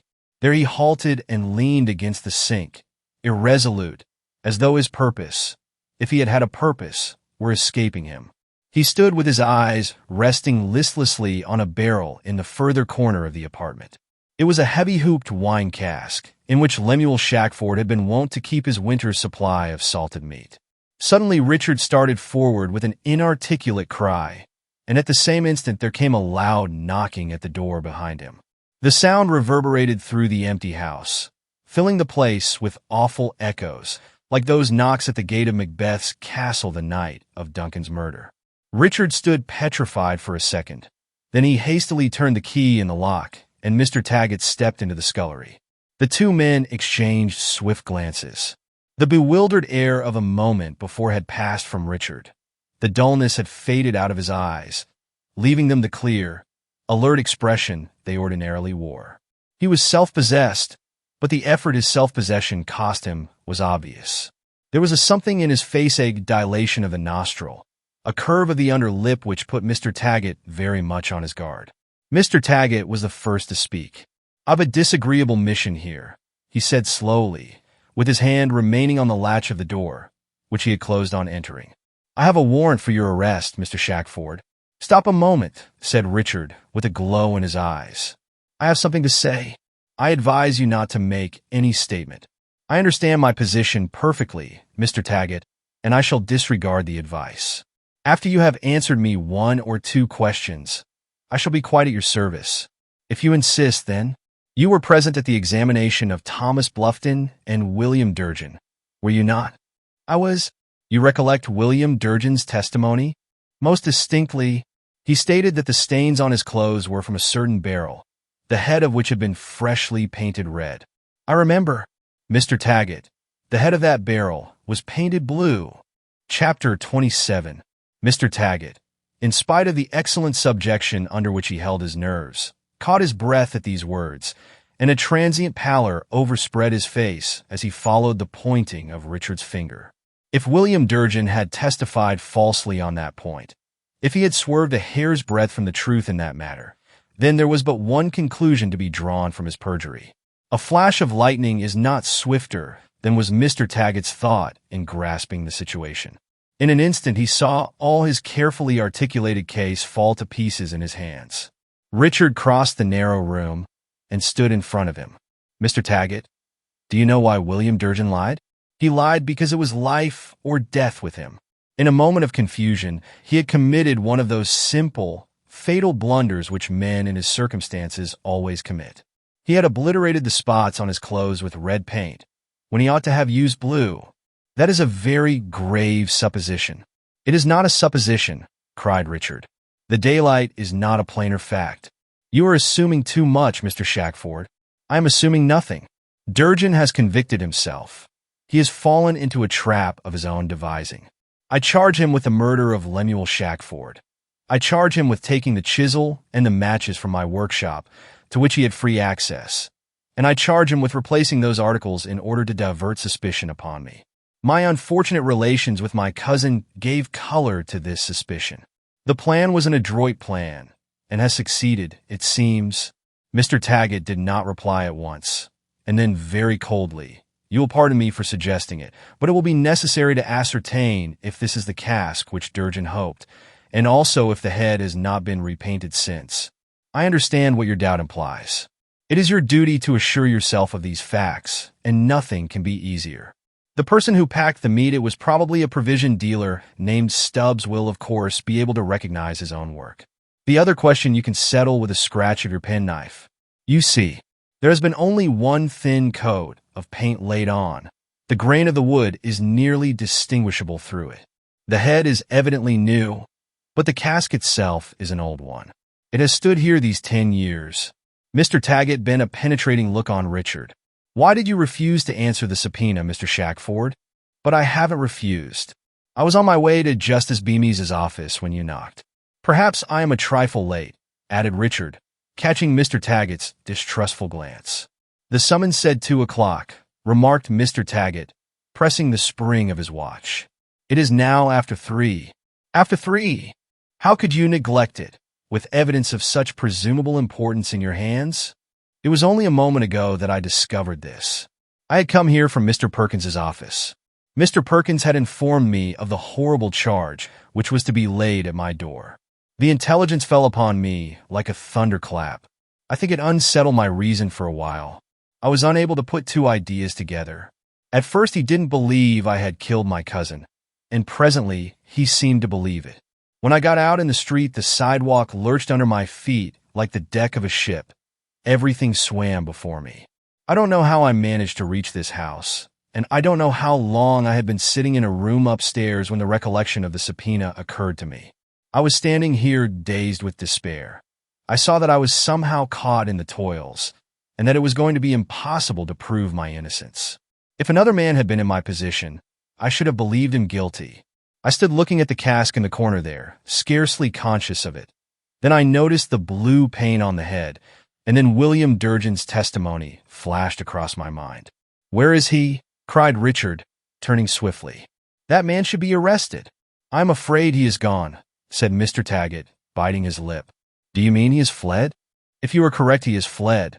He failed to answer the summons today, and the constable sent to look him up has been unable to find him. Durgin was in the bar room of the tavern at 8 o'clock last night. He has not been seen since. He was not in the yard this morning. You have let him slip through your fingers. So it appears for the moment. You still doubt me, Mr. Taggett? I don't let persons slip through my fingers." Richard curbed an impatient rejoinder and said quietly, "William Durgin had an accomplice." Mr. Taggett flushed, as if Richard had read his secret thought. Durgin's flight, if he really had fled, had suggested a fresh possibility to Mr. Taggett. What if Durgin were merely the pliant instrument of the cleverer man who was now using him as a shield? This reflection was precisely in Mr. Taggett's line. In absconding, Durgin had not only secured his own personal safety, but had exonerated his accomplice. It was a desperate step to take, but it was a skillful one. "He had an accomplice?" repeated Mr. Taggett after a moment. "Who was it?" "Torrini. The man who was hurt the other day?" "Yes." "You have grounds for your assertion?" "He and Durgin were intimate, and have been much together lately. I sat up with Torrini the night before last. He acted and talked very strangely. The man was out of his head part of the time, but now, as I think it over, I am convinced that he had this matter on his mind, and was hinting at it. I believe he would have made disclosures if I had urged him a little.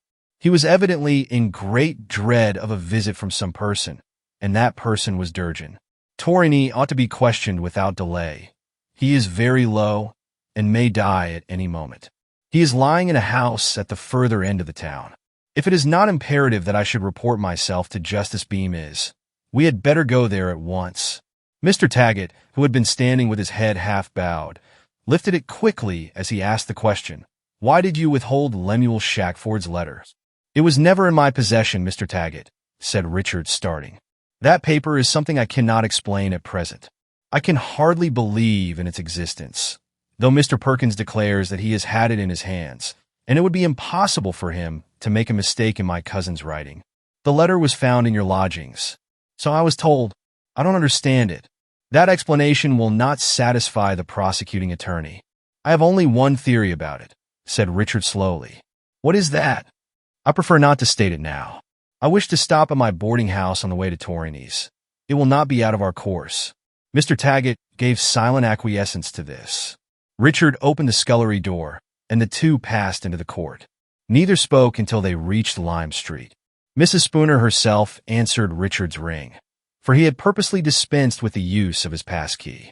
"I wanted to see you a moment, Mrs. Spooner," said Richard, making no motion to enter the hall.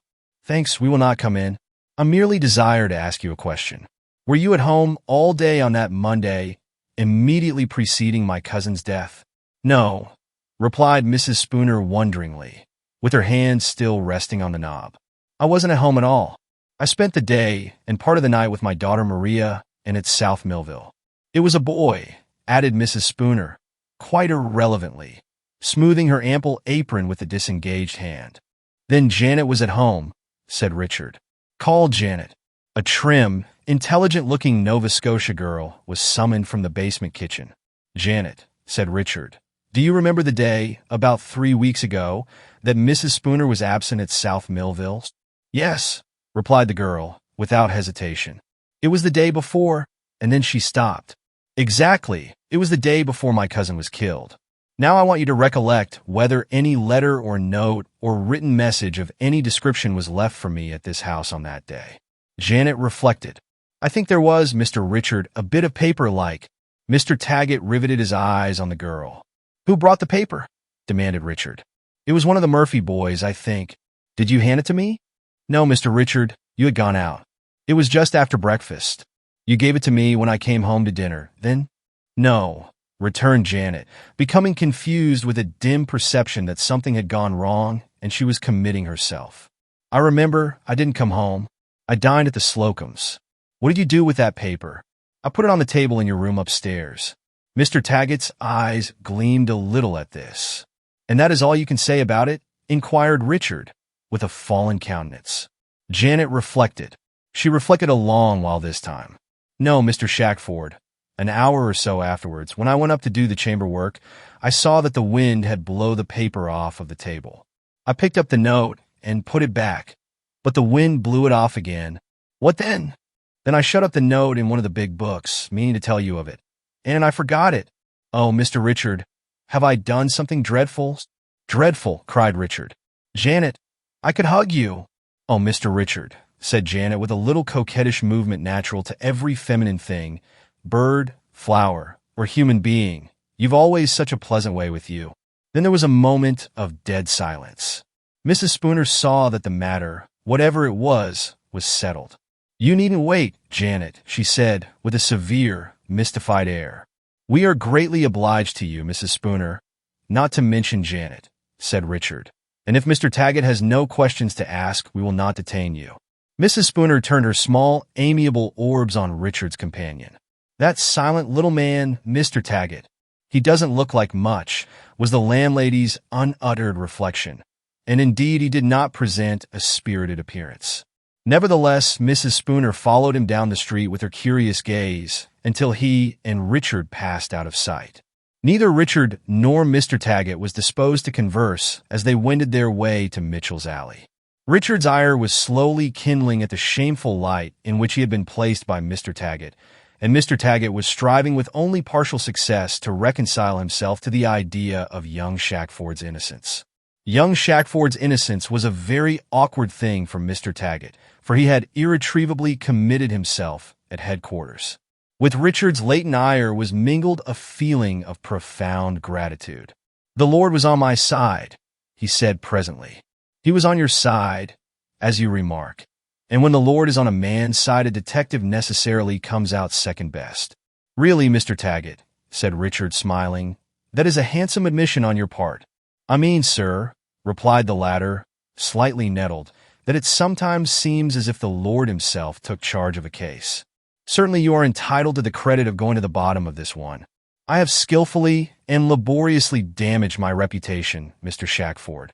Mr. Taggett said this with so heavy an air that Richard felt a stir of sympathy in his bosom. "I am very sorry," he said good-naturedly. "No, I beg of you," exclaimed Mr. Taggett. "Any expression of friendliness from you would finish me.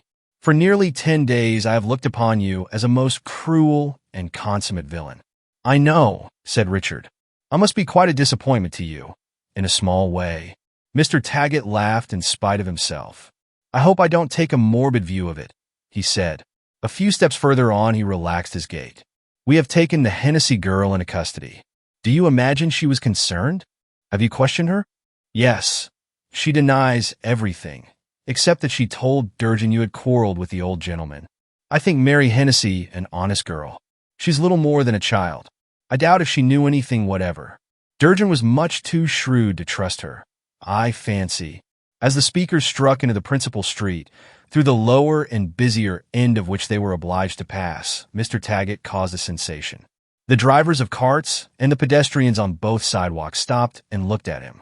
The part he had played in Slocum's yard was now an open secret, and had produced an excitement that was not confined to the clientele of Snelling's barroom. It was known that William Durgin had disappeared, and that the constables were searching for him. The air was thick with flying projectures, but none of them precisely hit the mark. One rumor there was which seemed almost like a piece of poetical justice, a whisper to the effect that Roland Slocum was suspected of being in some way mixed up with the murder. The fact that Lawyer Perkins, with his green bag streaming in the wind, so to speak, had been seen darting into Mr. Slocum's private residence at 2 o'clock that afternoon was sufficient to give birth to the horrible legend. "Mitchell's Alley," said Mr. Taggett, thrusting his arm through Richard's and hurrying on the escape the Stillwater gaze. "You went there directly from the station the night you got home. How did you know that?" "I was told by a fellow traveler of yours, and a friend of mine." "By Jove! Did it ever strike you, Mr. Taggett, that there is such a thing as being too clever? It has occurred to me recently. Here is the house. 2 sallow-skinned children, with wide, wistful black eyes, who were sitting on the stone step, shyly crowded themselves together against the door jamb to make passageway for Richard and Mr. Taggett. Then the 2 pairs of eyes veered round inquiringly, and followed the strangers up the broken staircase, and saw one of them knock at the door which faced the building. Richard's hasty tap bringing no response, he lifted the latch without further ceremony and stepped into the chamber, Mr. Taggett a pace or 2 behind him. The figure of Father O'Mara slowly rising from a kneeling posture at the bedside was the first object that met their eyes. The second was Torrini's placid face, turned a little on the pillow. The third was Brigida sitting at the foot of the bed, motionless, with her arms wrapped in her apron. "He is dead," said the priest softly, advancing a step towards Richard. "You are too late. He wanted to see you, Mr. Shackford, but you were not to be found." Richard sent a swift glance over the priest's shoulder. "He wanted to tell me what part he had played in my cousin's murder," said Richard. "God forbid! The wretched man had many a sin on his soul, but not that. Not that! No, he had no hand in it, no more than you or I. His fault was that he concealed his knowledge of the deed after it was done. He did not even suspect who committed the crime until 2 days afterwards, when William Durgin—" Richard's eyes lighted up as they encountered Mr. Taggett's. The priest mistook the significance of the glances. "No," said Father O'Mara, indicating Brigida with a quick motion of his head. "The poor soul does not understand a word. But even if she did, I should have to speak of these matters here and now, while they are fresh in my mind. I am obeying the solemn injunctions of the dead." 2 days after the murder, William Durgin came to Torrini and confessed the deed, offering to share with him a large sum in gold and notes if he would hide the money temporarily. Torreny agreed to do so. Later, Durgin confided to him his plan of turning suspicion upon you, Mr. Shackford. Indeed, of directly charging you with the murder, if the worst came to the worst. Torreny agreed to that also, because of some real or fancied injury at your hands. It seems that the implement which Durgin had employed in forcing the scullery door, the implement which he afterwards used so mercilessly, had been stolen from your workshop. The next morning Durgin put the tool back in its place, not knowing what other disposition to make of it, and it was then that the idea of shouldering the crime upon you entered his wicked heart. According to Torreny, Durgin did not intend to harm the old gentleman, but simply to rob him. The unfortunate man was awakened by the noise Durgin made in breaking open the safe and rushed into his doom. Having then no fear of interruption, Durgin leisurely ransacked the house. How he came across the will and destroyed it with the idea that he was putting the estate out of your possession, this and other details I shall give you by and by. Father O'Mara paused a moment.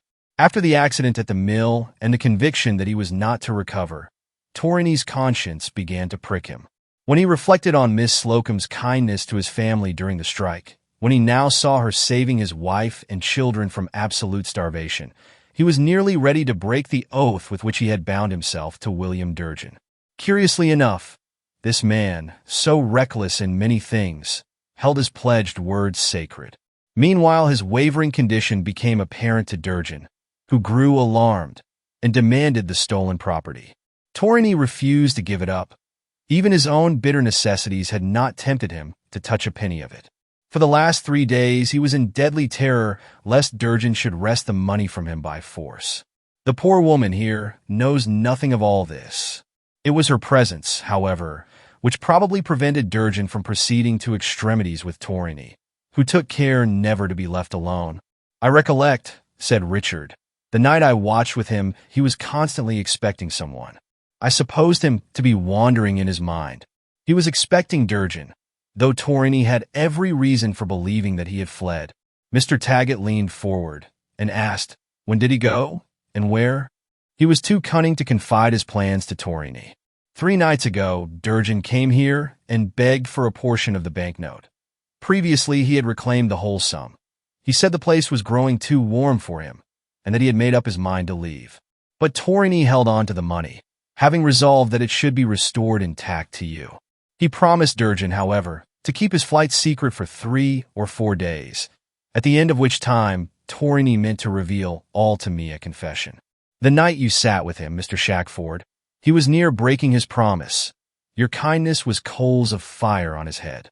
His agony, lest he should die or lose his senses before he could make known the full depth of Durgin's villainy, must have been something terrible.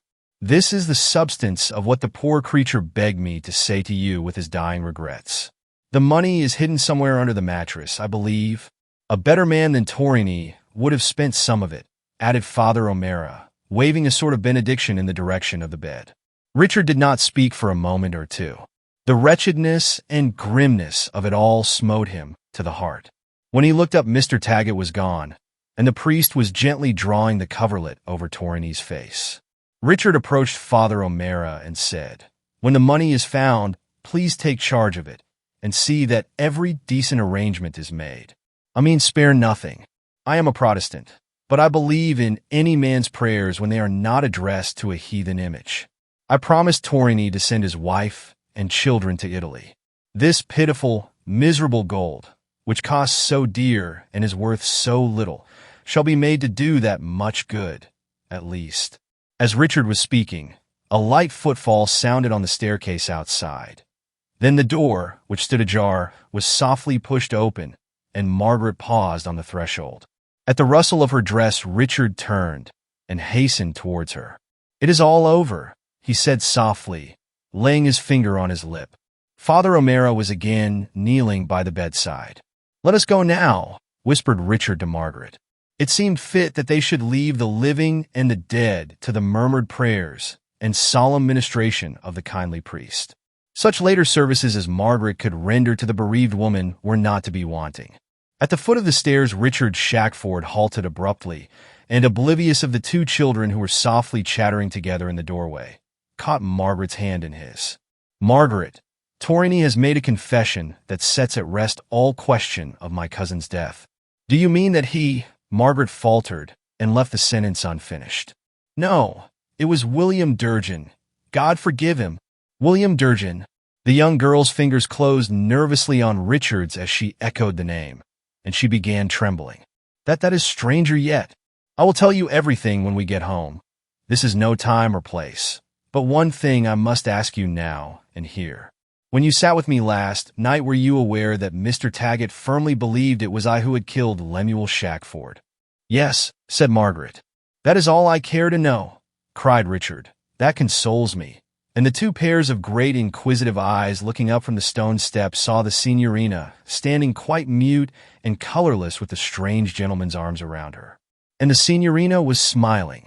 Chapter 28. One June morning, precisely a year from that morning when the reader first saw the daylight breaking upon Stillwater, several workmen with ladders and hammers were putting up a freshly painted sign over the gate of the marble yard. Mr. Slocum and Richard stood on the opposite curbstone, to which they had retired in order to take in the general effect. The new sign read, "Slocum and Shackford." Richard protested against the displacement of its weather-stained predecessor. It seemed to him an act little short of vandalism. But Mr. Slocum was obstinate and would have it done. He was secretly atoning for a deep injustice, into which Richard had been at once too sensitive and too wise closely to inquire. If Mr. Slocum had harbored a temporary doubt of him, Richard did not care to know it. It was quite enough to suspect the fact. His sufficient recompense was that Margaret had not doubted. They had now been married 6 months. The shadow of the tragedy in Welch's Court had long ceased to oppress them. It had vanished with the hasty departure of Mr. Taggett.